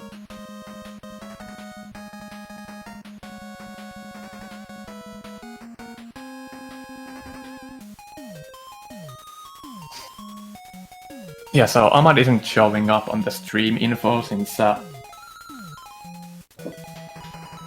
don't have access to like the SpeedGaming systems that get used for inviting people on stream and so on. Perhaps some admin might fix at some point, but he's now on stream at least. So yes, it's Ahmad. Yes, hello. And yeah, I'm not sure if we're gonna do much before the next race starts. I'm gonna grab some water myself and don't know. I might have already said everything on my mind about these guys in general, but yeah, runners probably want to take a tiny bit of a break to decompress after the previous race, and we're gonna get back here as soon as they are ready to start the third one. All right. So yeah, those two matches have been just incredible. I can't really believe Beco died on the capsule twice. Like, that is the most uncommon thing I've ever seen Beco doing. Yeah, I don't know if I would say that about the capsule specifically. Like, Beco definitely hasn't been up to his usual consistency. I mentioned before the race that he was one of the few guys that I would expect consistent 37s from. But I think capsule is like one of the biggest dangers in the run. Like, it's a thing that definitely can happen. Even if just like any other specific thing in the run, it's not one that you would like specifically expect someone to mess up with. But if they're gonna mess up something, then it's somewhat likely that it's gonna be capsule. Yeah, guys, I meant the. Did he die on the first race as well in the capsule? And then also on the second race. Of course, the second death in the second race was intentional, of course, but yeah. Oh yeah, yeah. Now I remember. Like I'm completely exhausted. I had to jog my memory for a bit. But yeah, in the first race, he died on capsule. Then he took an intentional death, and then he decided to go in anyway with one single Pharaoh energy, and he did the remenuing a bunch of times to kill him without actually firing the shot, just with a floating orb. Also, as far as I know, Pekka was way behind on this second race after Riley, but whatever happened for Riley, Pekka actually caught up quite a bit and eventually got the lead as well. But, you know, RNG happening. Yeah, they both took roughly a minute's worth of like major mistakes. Beco died. He died in the beginning of Skull. He had trouble with the balloon zip in the beginning of it. He kept sliding instead of jumping, and he accumulated like 5 of those floating enemies on screen. Decided to just run through everything and got so low on health that he died on the second screen. And I think he got a second quick death somewhere later on. So Riley was about 50 seconds ahead for much of the race, and then he made a couple of mistakes in the first Cossack stages, which evened it up. What was it? I think he fell down on the balloon climb at the end of Cossack 1, then messed up a bunch of balloons in Cossack 2, and then fell down in Cossack 3 again. So I don't think he died at any point, but he made a collection of pretty costly, no death mistakes. Oh, so that's what happened in Cossack 3. Yeah, I was wondering because I saw Riley being ahead for the longest time, and then suddenly Pekka was actually ahead. The next thing I noticed. Yeah, I actually didn't catch it myself, but it happened around the same time, so I assumed it was that, and the chat said that, yeah, that was it.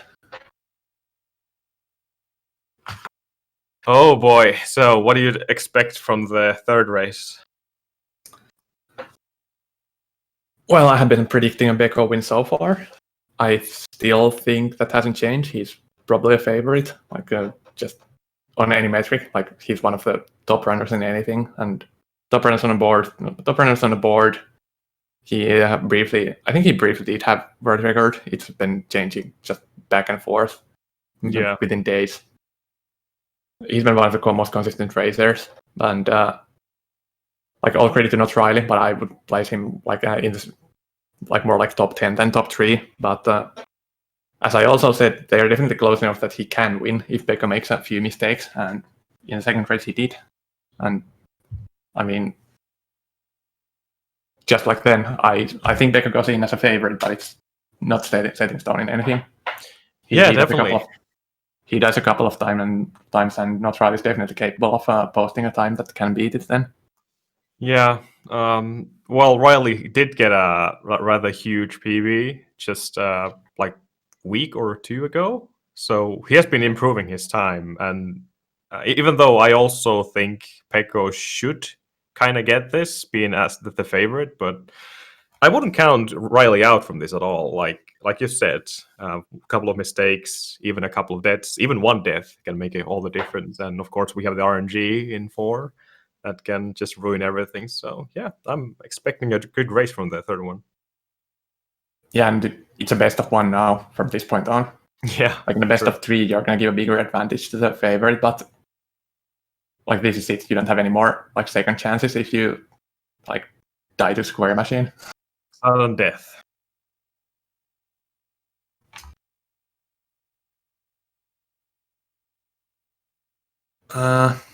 I haven't heard anything about the racers or anyone ever since the second race. I guess everyone is just waiting for someone else to do something about starting the next race. So I'll just create the room myself.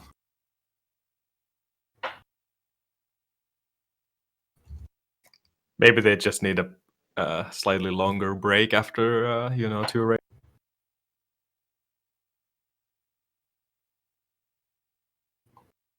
Oh yeah, I mean, I expect they probably do want some kind of a break here, but nobody said anything about it, so it's probably a combination.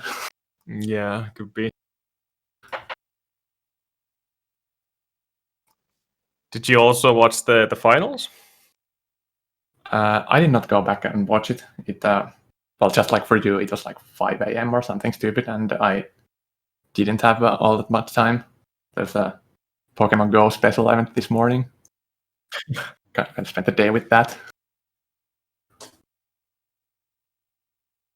Okay, so it looks like both racers entered the room almost immediately after I created it, so it might have been just that everyone was waiting for someone else to do something.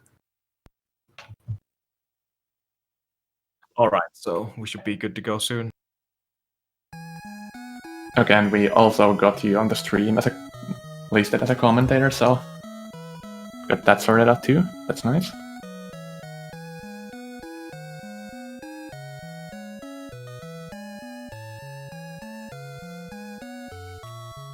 So, do you feel worn out after these 2 races?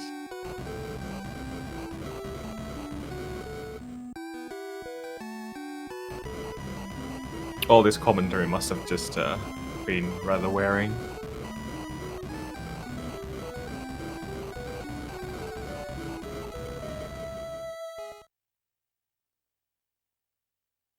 Oh, sorry, I finally stepped away to grab that glass of water I mentioned earlier, but yeah, you probably can hear that I'm not quite as fresh as an hour ago, but Yeah, slightly, but you know, I'm sure you can. Yeah, I mean, I'm not gonna do it at 100%, but you know, we'll do what we can. We can't just abandon this race. Game 3 coming up. At least, hopefully, we don't need to explain everything about the basics of this run after 2 races, but unless you want. Yeah, I mean, that's kind of a blessing and a curse. Like, there's less to talk about, so I'm not gonna get clogged with that, but also there's less obvious things to talk about, so it's just gonna be more of figuring out what I can say about anything.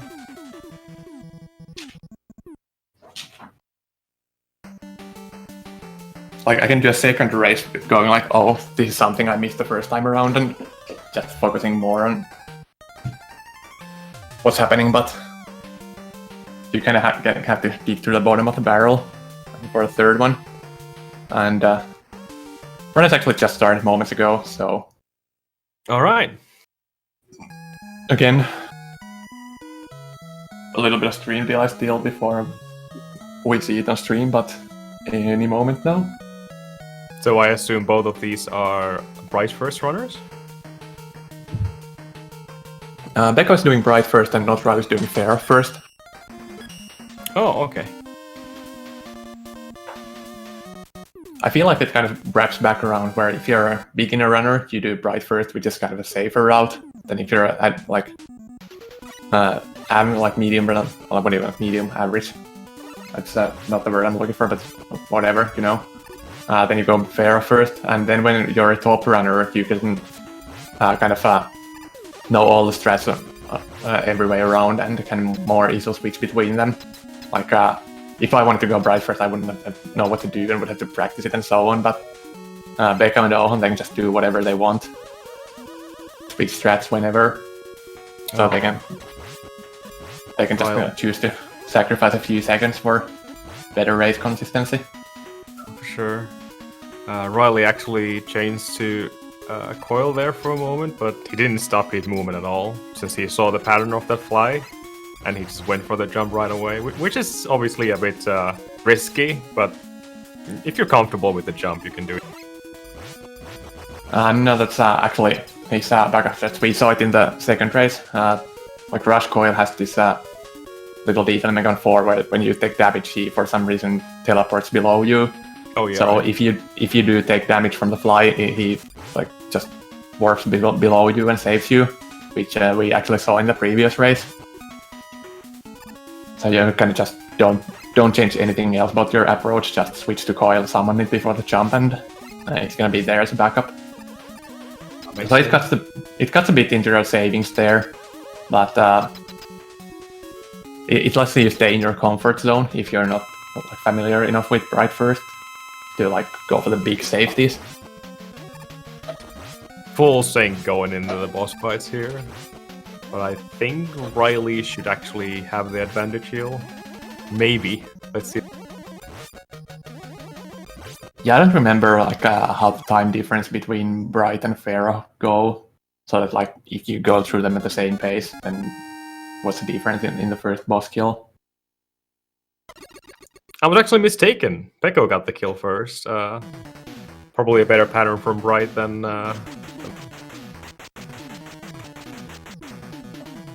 So, You know, I think Riley has been going for the balloon strats, right?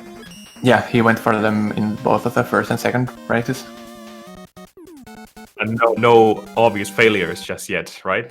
Hopefully. Not this time either. Yeah, that's not where he has been dying. He's like, you know, it's speedrunning. All the impossible threats are easy, and all the easy threats are impossible. Yeah. When it comes to actually executing. And, yeah, it got pretty scary. Like on the first triple balloon in the long room, he was like he just barely caught the grasshopper, but I guess that's how it normally goes. Even when when everything's as it should be, those are pretty tight. Sure. So Riley's coming up to the balloon section here. Yeah, a couple of rooms away still. Gets the kill on the gumball machine. Don't see that too often. It's actually a pretty good strat. It doesn't lose so much time, and you can still actually save some health for the bright fight if you go for the deboost. Yeah, I mean, there are a lot of those kind of enemies where like something takes a lot of shots to kill, and most people just damage boost them. But if you're really mashing and movement are really good, it might even be faster to kill them. It comes up a lot in Mega Man games. It's just not super common, like regardless of the merits of the strats.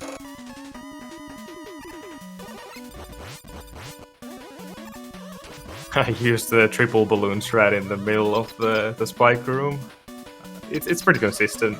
Quite laggy, obviously, but super consistent. You basically can't die there if you use it. But yeah, still faster than going by.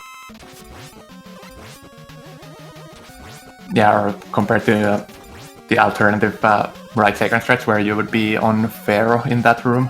Yeah. Which is, you know, what I've been doing. I'm not actually familiar with at all with how the battle stretch go. Oh, not really having a bit of trouble with the boss.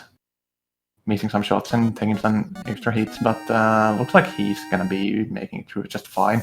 Yeah, so he plays the second half of the fight a bit safe. Yeah, true. He actually went for those Pharaoh transfers, the one above his head. He actually tried to wiggle the one shot above his head into Bright. It's actually more easier than it looks. But yeah, if you're moving this a bit slightly off, it can you either get hit by Bright or you just wiggle for nothing and you will lose your chance to hit him. Yeah, it's a bit of a high risk, high reward.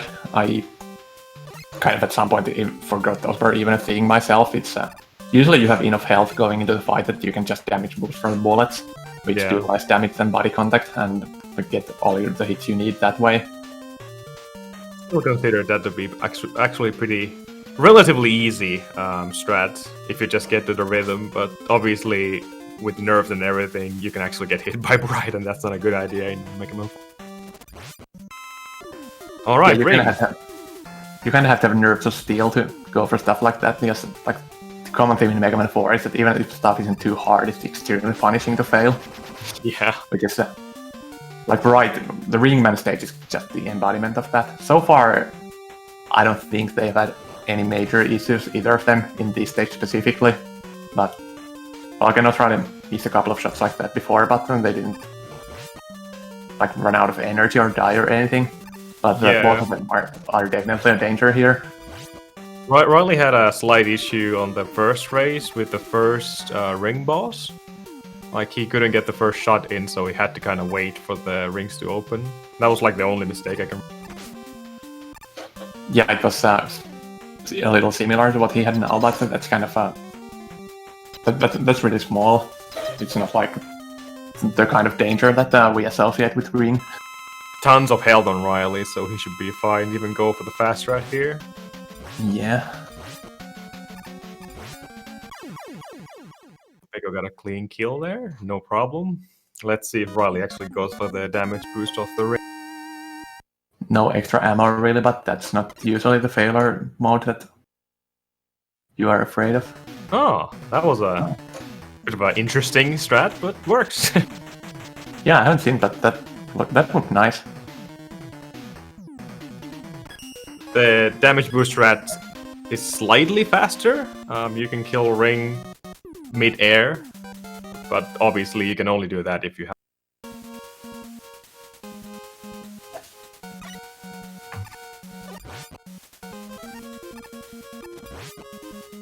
And also Pharaoh strats on Dust. This is pretty top level stuff right here. Scary strat, but obviously slightly faster than going Bright. Yeah, they've been both going for it. You can see Notriley here too. I don't think it's actually that bad. I'm gonna be going Like there are a few strats in each game where I think the difficulty is really overrated. This is one of those. It's I would say the biggest danger is that you need to know exactly when to shoot on the first screen, but the second one isn't too bad. Exactly. What? The second one is actually pretty self-explanatory, but the first room, if you make one mistake with the enemies that's coming out from the pits, yeah, I say the second room isn't too bad, but that's actually where both of the runners have been dying so far. Actually, I'm not sure if both are different ones, but both are, or just one of them multiple times. But yeah, we saw multiple deaths there. But that's not really unique to Fair. It's just that screen lags like crazy, no matter which weapon you're on. Alright, beco is coming to the also lovely RNG boss Dust. He doesn't exactly have a lot of health. That's probably enough for one contact damage, but that's enough, so let's hope no. If I'm counting this correctly, he has 10 HP, which would mean he can take one hit. Yeah. So if he gets a lucky RNG here, it won't matter. That's the just best happened. Possible pattern you can get. Literally killing in the middle as well. Good job. Casey, Riley also got a pretty decent pattern. No sucks at all, but as you can see, Dust died on the right side of the screen, so obviously the fanfare takes a bit more to actually go through. Also, even if he doesn't suck, then those jumps are kind of hard to follow. So if he jumps at an inopportune time, like relative to how you're shooting at him and how it's in iframes, it's easy to lose a lot of time there just chasing him down and trying to get the next hit in. And both kind of had patterns that were pretty easy to manage too. Right. I'm not sure if they were just making it look easy, but they didn't really have to do all that much work to follow him.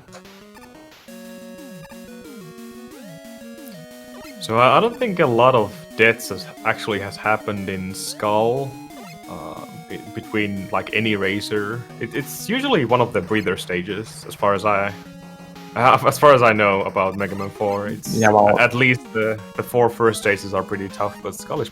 Yeah, well, except for beco in the previous race. Wait, he took a death? Yeah, that's where Riley got his big early lead. Oh, I must have missed it.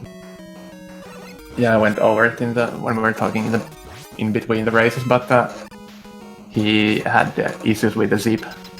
He kept getting sliding into those jumps, and then he repeated that enough times that he accumulated 5 of those enemies on screen, at which point he gave up and just started going through the intended way, just running through enemies, and then he got so low on health that making one mistake and touching the skull show in the next room killed him. Ooh, Riley has a really low health, so even Skull, even though it's a scripted fight, this can be pretty. Yeah, I think he does damageless threats. There are a few variations of the fight, like one of the faster fights, you take an intentional damage from a shot in the beginning. And that's what I'm not even sure what I would do there if I had to do it damageless. I already forgot how any of the other fights go. That was interesting. I've seen a couple of runners doing a different variation of the Skull kill.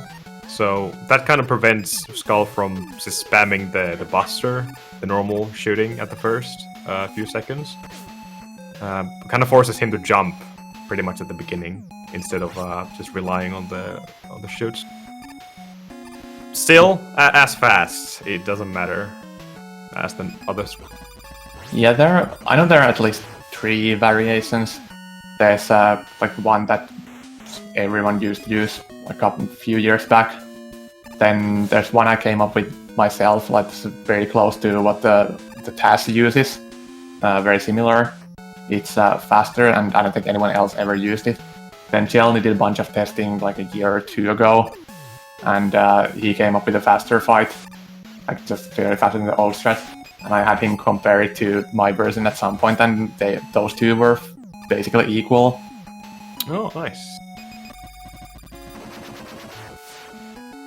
I think like mine has kind of this awkward pause in the middle where you have to delay Skull's pattern just a tiny bit so you can get the perfect iframes. And if I remember correctly, then like mine is very slightly faster if you do it absolutely perfectly, but in practice probably a tiny bit slower. But like either of those two is fine. Just do whatever. True. So Riley did mess up the dive fight on the previous run, but okay, Pekko got it just right. Let's see how Riley goes. I think also Pekko saves one skull when he damage boosts off those rays. Yeah, he's been damage boosting off the first race. Yeah. Switching the skull where you normally use 4 ammo. He uses 0 there, so he just has all the ammo in the world. He can do whatever he wants. Oh, that was that was such a small little lovely detail Riley just did there. Like he jumped a bit, so the bubble actually disappears from the screen faster. That is such a lovely little detail. Like a lot of runners doesn't even think about when it comes to. Yeah, I used to talk about it a lot, and I used to go for it, but there's just so many things to keep track of there. But like, if you can do it, it's really cool. But I just gave up on it. Like trying to get the execute the actual fight and keep track of where your bubbles are, and get the actual pixel, because like even if you optimize the bubble, if you mess up the magic pixel, then it's not worth it. And also it's really easy to just overdo it a tiny bit, but instead of getting a perfect bubble despawn, it just gets off the screen like a few frames too early, which is then the worst possible case instead of the best possible. And yeah, like it's just absurd how much there is going on at once at the end of the fight, when normally you would be just done with it. It's the little things when it comes to top runners of this game, or anyone with a 37, I guess. Like you just start paying attention to the small details.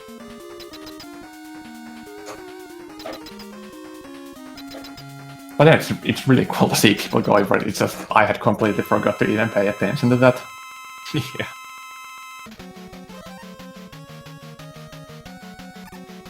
Let's see the dives. Oh, start off with a dive on Pekko. Hopefully only one though.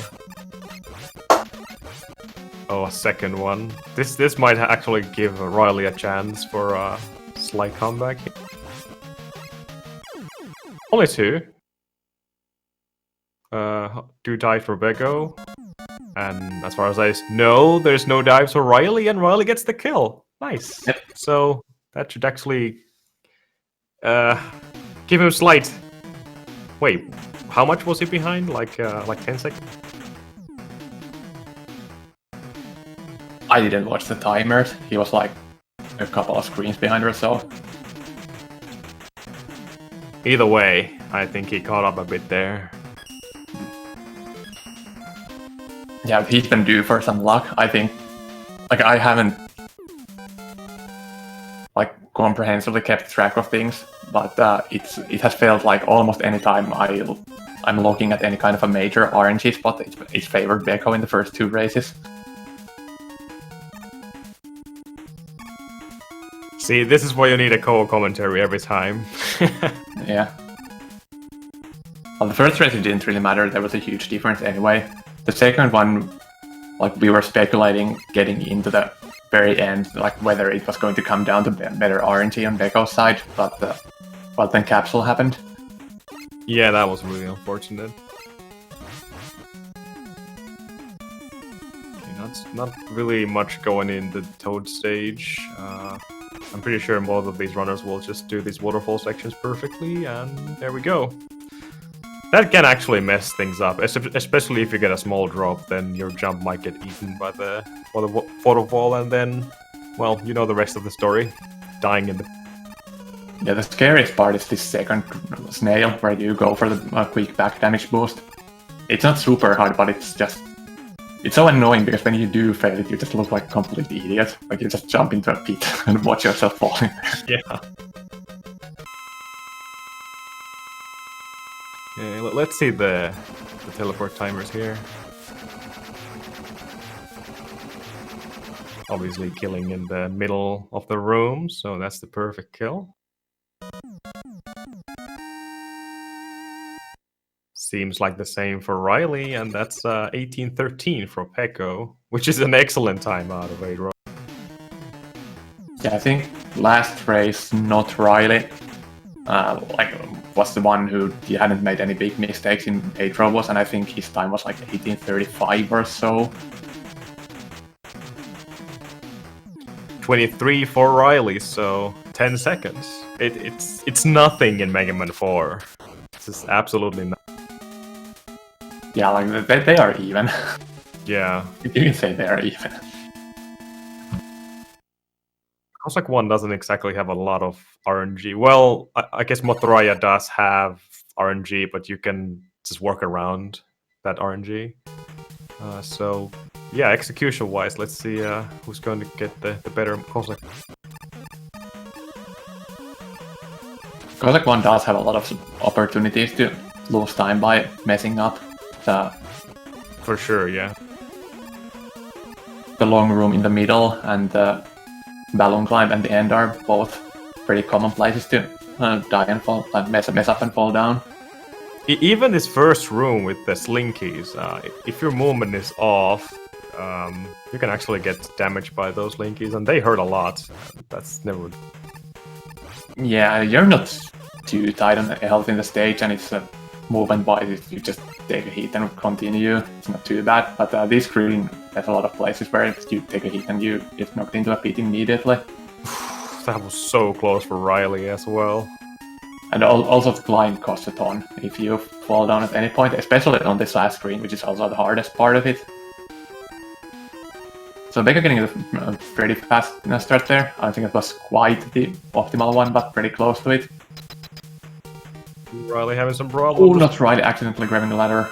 Oh no. Oh my god. That is a costly time loss. I thought he held it together. Like he recognized what went wrong and he ended up on the ladder and he had it safe, but I think he got flustered and tried to rush it a bit too much there. Yeah, and the balloon right underneath him just despawned at the wrong time, so that was really... So by that, beco kind of extends his lead. Yeah, he broke the fall on the middle screen at least, instead of falling all the way down. But it's still a pretty big time loss. Like first because you spent a lot of time on the screen where you fell down from in laggy conditions, just flopping around. Then the screen scrolls are really slow in Mega Man 4, you get a few extras of them. And also he used all of his balloons. So I think he's pretty fine. He needs to do the second screen of Cossack 2 with one balloon, and then he grabs the refill on this long screen. Yeah. But, you know, it's something still. Still a time loss. Yep. Oh no! Oh. He actually took a hit from one of the falling enemies. That's another unwanted screen scroll. That hitbox is so deceptive. He's going to get the refill. I don't know, like, did he start climbing a tiny bit too early? Because it didn't look to me like he was supposed to take a hit there. He must have had like a pixel above the ladder, and that hit the enemy. So that was like extremely tight. So square machine, let's go. 1-1s. Oh, of course, 3 for Pecco as a start. Come on, beco is due for some of these. Okay, not really getting the backup health refill here again, so he has now fully fixed his health and weapon energy issues. So he took a bunch of time loss there, but he doesn't have any lingering effect from them anymore. 3-3. I don't think anyone is surprised by now about getting 3-3 in this square. So let's see Riley. Oh, he started with a 1! Nice.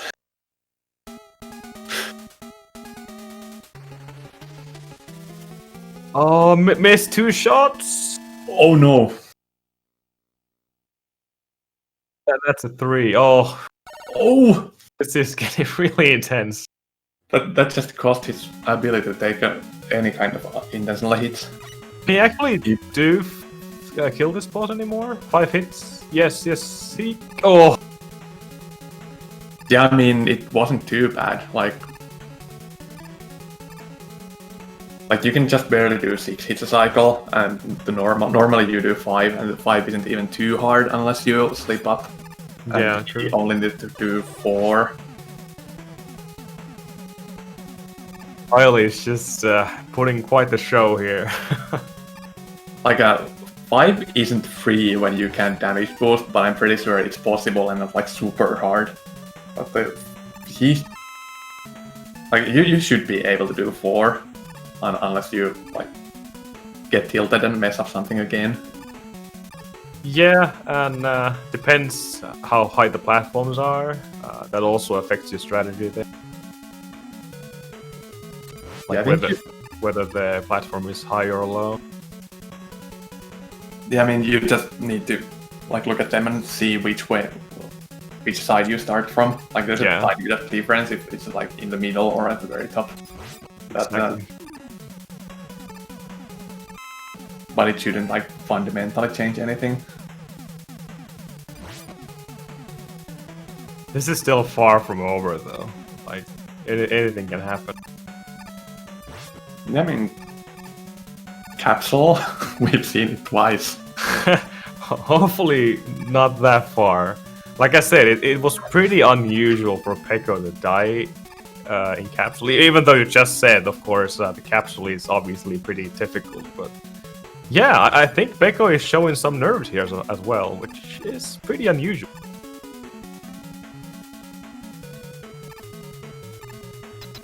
Also, what's the time in Japan?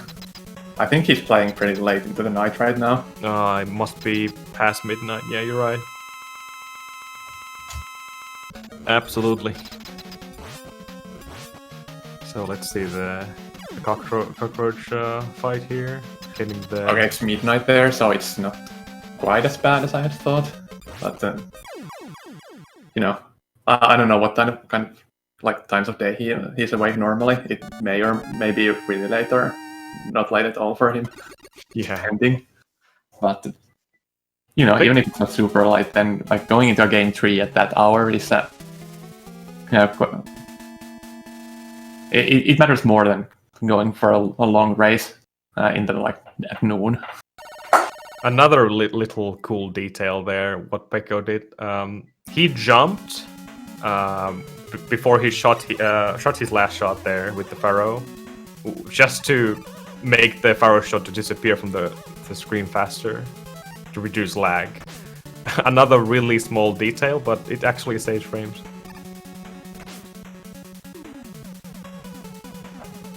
And I think Riley did the same, even though the hop was a bit shorter, but still, same idea. Yeah, they've been both going for it.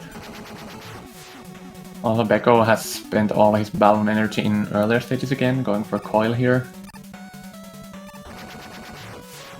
I didn't watch the beginning of the stage, but he's been doing store charge so far. Well, messed up the first hit, so it didn't matter that he shot it the wrong way too. Yeah, he gets the second slinky kill as well. That's I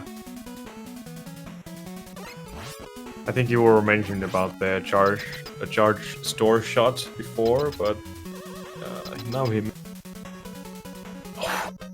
really tight balloon jump on Riley. So even though Cossack Machine or the Catcher is pretty easy boss, Peko actually went for the fight with low health, or well, if you can call that low health, but it's still pretty dangerous if you get hit by him. Especially if you get grabbed by the Catcher, then you're just... But no, that was... It looked like Beco messed up a couple of charges there. Like released a bit too early and got a single damage. It's kind of hard to follow when it hits immediately and the health bar is flashing and so on. But he ended the fight in 4 HP. Or like getting 4, down to 1 from there. He probably missed 1, I guess.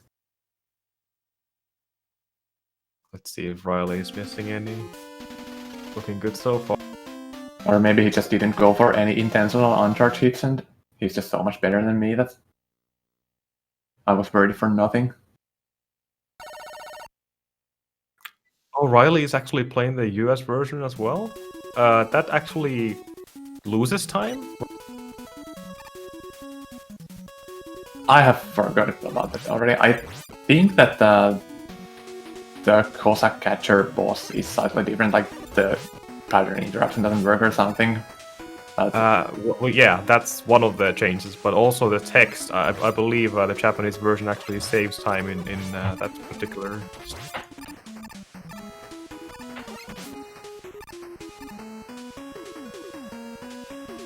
Oh, nice, we had Shelly in the chat who actually knows these things. Loses half a second. Alright, the Wily bathroom, as we call it. Someone said it's full of meds, but I beg to differ. Look at that guy right there. It's not a med. Yep. The stage to show off your slide cancels. Yeah, if you go for them. I think both of these guys have been going for them.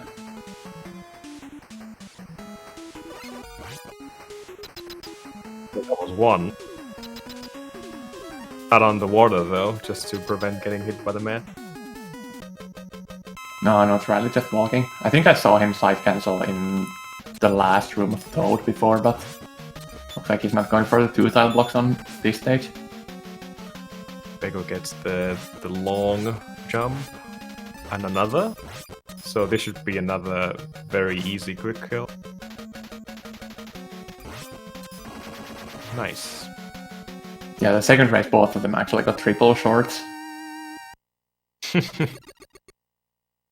Hopefully the same RNG comes from Riley here. Oh, he jumps into the fight, yeah. Just to make sure he actually reaches the... Alright, starts off with fast, which is not what we want. Also goes for the 5th hit, doesn't get it.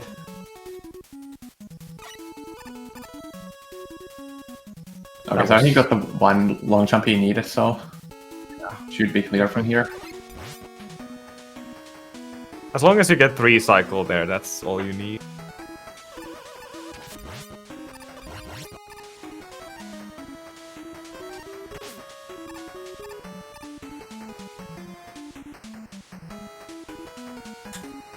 Finally, 2.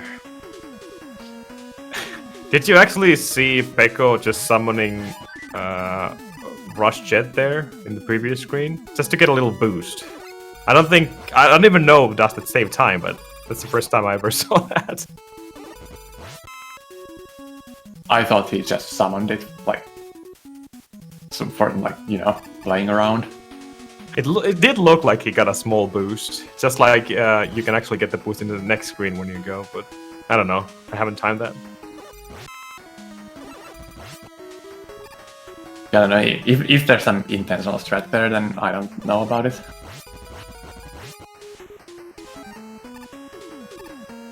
Becker goes for the slides. Got him. Yeah, neither of them have been doing anything really fancy in the beginning of that last room.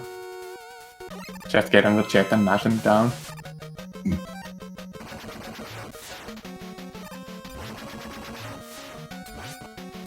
Becker obviously going for the save strat. Use drill to destroy the higher hitbox and use ring to kill him. Taco Trash actually has 2 different hitboxes. You can actually destroy the lower one and still kill him, but you have to time your jumps if you go for that. Otherwise, each and every time you jump too high, you get damaged by the higher hitbox. Yeah, they are split around the spot where he's vulnerable hitboxes. Yeah, so not really have been going for no drill so far. He's probably gonna continue with. Let's see if he gets a time save here. Looks good. Nice. Oh, that was really nice. Okay, so that definitely saved time. At least a second. Still anyone's game. Especially now with the RNG refights coming. the Stagger Crash fights have been getting better all along. I think first race I estimated it to have roughly broken even. Second one they were synced there, and I think he saved a tiny bit of time, but not too much. But the race 3 fight, that was really good. Yeah, definitely.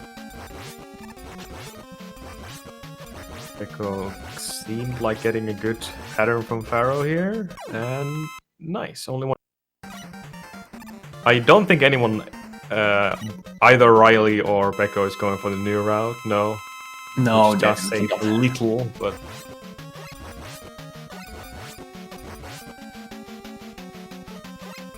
Okay, medium shield, also good.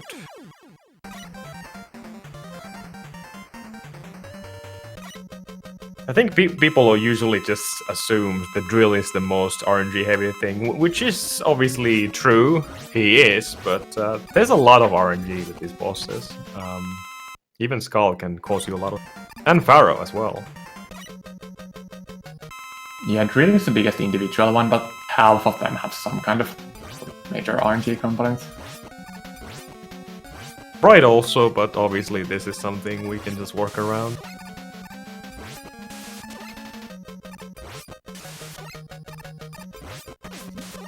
Easy kill. Yeah, you know, Bright can have a very big difference in how annoying he is to deal with, but at this level it shouldn't like show up in the timer.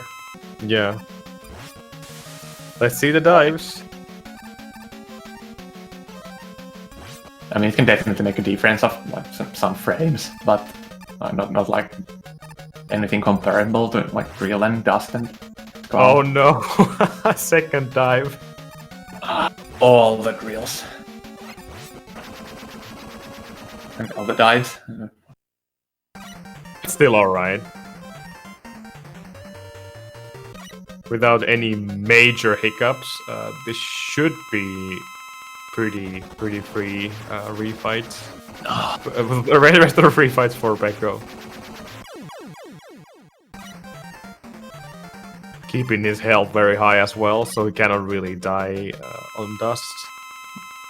Notriley had a funny Bright fight there. He just kept jumping and inching closer to him. He needed him to get one shot pattern to escape from getting stomped on at the teleporter, but... Zero die? I think so, yeah. Chat agrees.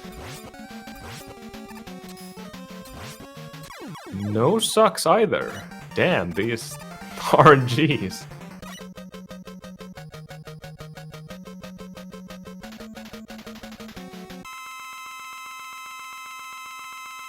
beco is on full health. Shouldn't be a problem to kill the machine. Yeah. Oh, Notriley messes up fair shots on the ring. That's okay, well, that shouldn't be an issue with weapon energy still. Yeah, should be fine. Very nice fight by beco there. And Riley is getting how many sucks? Well, there's the one. Caster's curve. Yeah, Notriley stayed at a pretty consistent 2 boss fights behind for the refights. Very good race. Even though the RNG has been... I almost feel like RNG has been favoring Riley more than beco here. I think he got double dive from Drill on both occasions. Riley had better late game RNG. Yeah.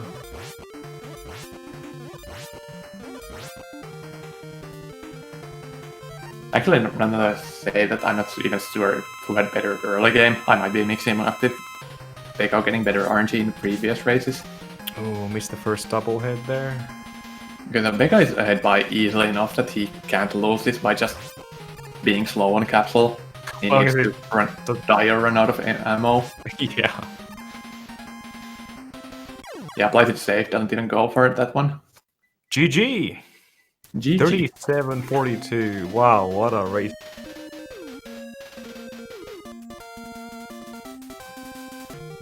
Alright, Riley, let's strong this, end this strong. Come on. like anything 38 is still a remarkable achievement in this game. Let alone being a race. Yeah, so Notrily's PB is 37.41. So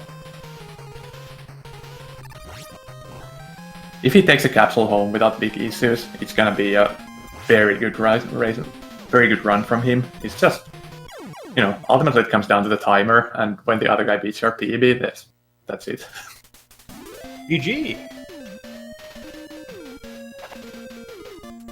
It was like 40-something seconds apart. Good race. All these were good races. Beck obviously had some misfortune on the capsule fight twice, but yeah, it happens. It's not exactly self-explanatory fight, especially under nerves. So it happens. And I believe that was also the last match of this tournament. It was indeed. I'm checking if Becca wants to still join us on the cats, but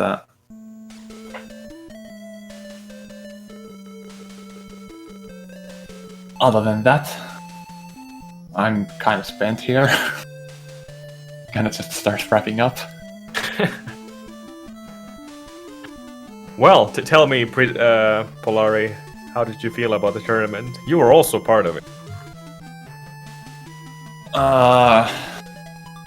Yeah, personally, Oh, Becca is jumping in. Give me a second. Oh. Let's see.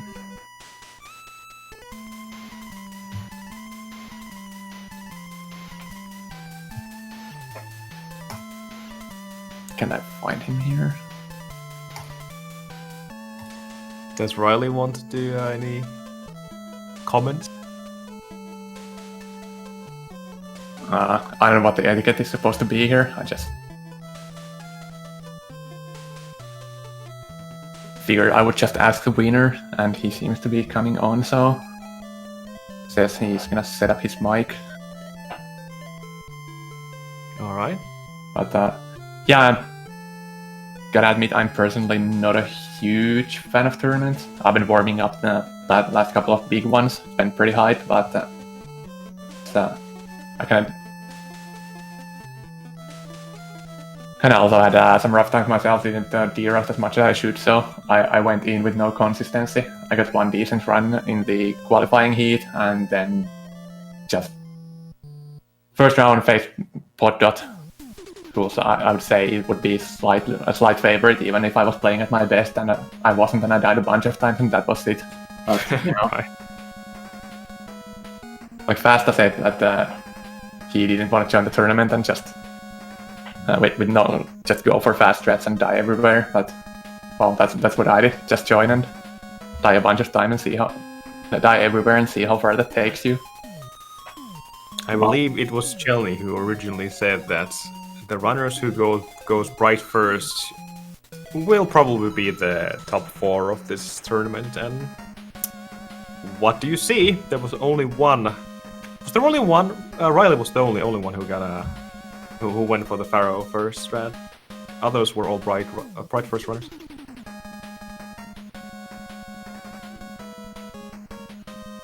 So I don't remember the others. Like I didn't catch too many people's races because I've been mostly just casting the Japanese guided runs that no Americans have been awake for. But yeah, Beco and Ohon went consistently bright first. I was speculating earlier that the very top runners who are familiar with all the strats and all the alternatives will go bright, while like the second tier guys will just go for the only route they are comfortable with. I don't know if that's has been other people thinking, but it's like one explanation. Prissy was, well, I mean, Prissy is amazing runner, but it's just he hasn't been exactly been running a lot lately, at least for a few months, as far as I've seen. But then he comes back to this game and just almost the world record already. So well-deserved win as well. So he's been just amazing. And Prissy is just absurdly consistent. Like he hasn't had like world record level times in any of the games, but he's like top 5 or so. He's top 10 in. He's just barely out of top 10 in Mega Man 1. He's top 10 in every other one, and his Mega Man 1 through 6 any percent world record is just absurd. Like I don't know. Like I would say like usually you expect to maybe lose a minute to your PB when you have to do a bunch of races in a bunch of games in a row. Like his world record beats all of my individual game PBs in all 6 of the games. It's just I remember when I started writing it, there weren't really people taking that category seriously. I kind of had this idea that I would shoot for it, but how do you beat that? Yeah. Yeah, I think we have Beco here joining. He's on the other room, hopefully joining. Ah, yes, I wasn't following that Discord. He's in the setup room, so he's gonna notice what's going on and join the correct audio channel. So that means Prissy is the tournament victor, the champion. He's going to get a golden cartridge of this, well, obviously reproduced, but it's a beauty to behold. So congrats for Prissy for winning the tournament. Deserved, well deserved. And obviously Ohom being the second, and now Pekko being third, and Riley the fourth. So that's pretty much the world's top 4, at least on this tournament. Obviously the leaderboard says a different story, but yeah, well played all of you guys. Very, very nice tournament. Yeah, it's not a big difference either way. Like 3 of the top 4 is same in both, and then notriley is 8 or so on the leaderboard. Yeah.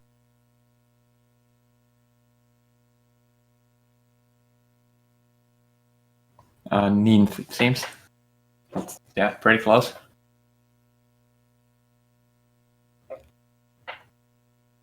Before this Although tournament... Actually, 3 of the people above him, like Chelny, Fast, and Almond, didn't join the tournament. So out of the people who participated, he's actually the 6th. Yeah. Kind of weird to think. Chelny has had the world record for the longest time, and the moment this tournament started, Chelny has been popped 4 times. Hey, Beco. Sorry, can you hear me? Yes. I actually can't hear you. Let's see. Loud and clear. Can you hear us? Yeah, I don't know if we just were talking the moment you joined, but we can hear you.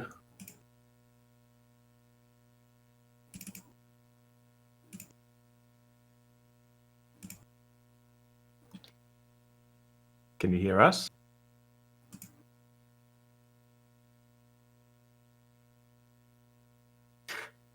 Discord has all these settings. Can you hear? Oh my god, I can't hear you. I have had so many Okay, issues. let me in this Discord. audio channel again. So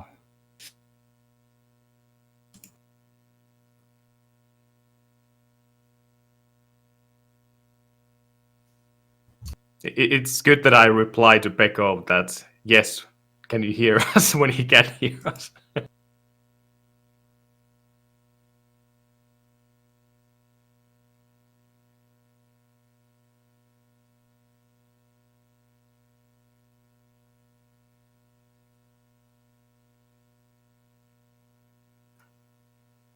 Let's see.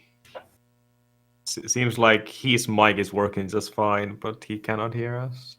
Yeah, I had a lot of issues with Discord audio too. It just uses whichever audio device it wants and doesn't care. Like before this race, we were setting up with the SpeedGaming guy, like because I was having. hi. I can hear you now. Sorry Hello. for that. You can hear me? Hey, hello. Oh. All right. So the first obvious question: how do you feel?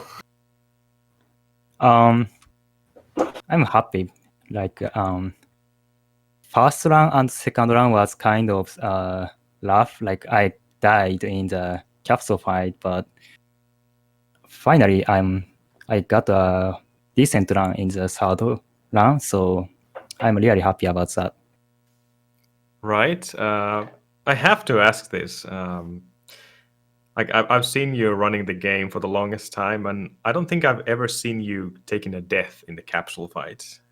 Like, what do you think that happened in this tournament or this race rather? Was it because nerves or what? Yeah, I think I was nervous, but the biggest part of that causing is like I kind of hate that capsule pattern. Like there are lots of center spawn with the energy ball. Yeah. It takes really a lot of damage, so I couldn't care of it too much. So I think that's why. Yeah, it was a really unfortunate death, especially the one where you died on the left side. Yeah. I tried to dodge it, but Yeah, I couldn't. Like, oh my god, I'm doomed. And then after, I think you took a death from the worms, but you still Yeah, had one big tick of Right. Pharaoh left. So what did you think? I had a big brain and I thought I ran out of the ammo, so I tried to die, but actually I had ammo, so never mind. Yeah. Obviously, the first idea would be to take a game over, but you can boss buffer in the fight if you have at least one tick of Pharaoh left. So Yeah. good that you picked that up, because I think you would have lost that race without realizing that. So that was a really good. That was close actually. But yeah, congrats. You're the third of this tournament. Yeah. Yes, I'm really happy with this prize. What do you feel of the tournament overall? Good races or something you feel bad about? It was really fun to join, so I don't know. I kind of had rough runs with against Prishy, but it was my it's my I can't remember the word, but it's a race, right? So I can deal with it. So overall, really fun races. I had good races and some bad races, but yeah, it happens. So yeah, even if you're the best of the best, I think you bound to have a bad race here and there. Yeah, it's especially in Mega Man 4, there are opportunities to lose just so much time at once. I think it was was it the first race where like you had really good pace and then just capsule alone takes so much time out immediately. Yeah. Polari has anything to ask from Beco? I'm just so exhausted after watching the 3 races. I'm just looking forward to wrapping this up. Beco, want to say anything before we wrap? Okay. Firstly, thank you for having me in this tournament. It was really fun. I really enjoyed all those runs and watching those races. And thank you for commentating this run, Emmat and Polari. And thank you for the race. Really close races. It was really fun. I said a lot of fun today. But yeah, anyways, yeah, that's all. Thank you for having me. Thank you for joining. This has been quite the journey. I also want to thank Looking Toad especially for organizing for. Also one of the... I mean, 4 is constantly getting ran by people, but I don't feel like it's the most popular among the classic NES games for speedruns. So it was actually a good thing we had this tournament. brought some life to this game as well. And of course, the world record and everything, Peko and Ohan and Fatso, everyone getting a world record, and just making the times even better. Obviously, SpeedGaming and everyone.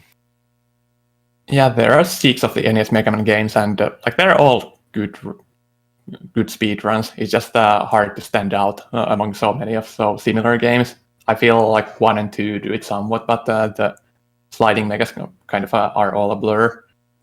True. Like nothing wrong with 4. It's just hard to stand out from there. But yeah, Looking Toad was the main driving force behind this tournament. Big thanks to him for making this happen. Seemed to be one of his biggest dreams to get this much attention for the 4th Mega Man game. So now he got it. So hopefully he's happy about it. But yeah, I think we're done here, right? Thank you, Beco, for joining. Yeah, I think we're done. Yeah. But before I click the episode finish button, I'm going to give one last chance for Beco to have the last word here. Thank you again for having me. Thank you for watching. There you go, guys. Stay with the speed gaming, and yeah, see you guys around.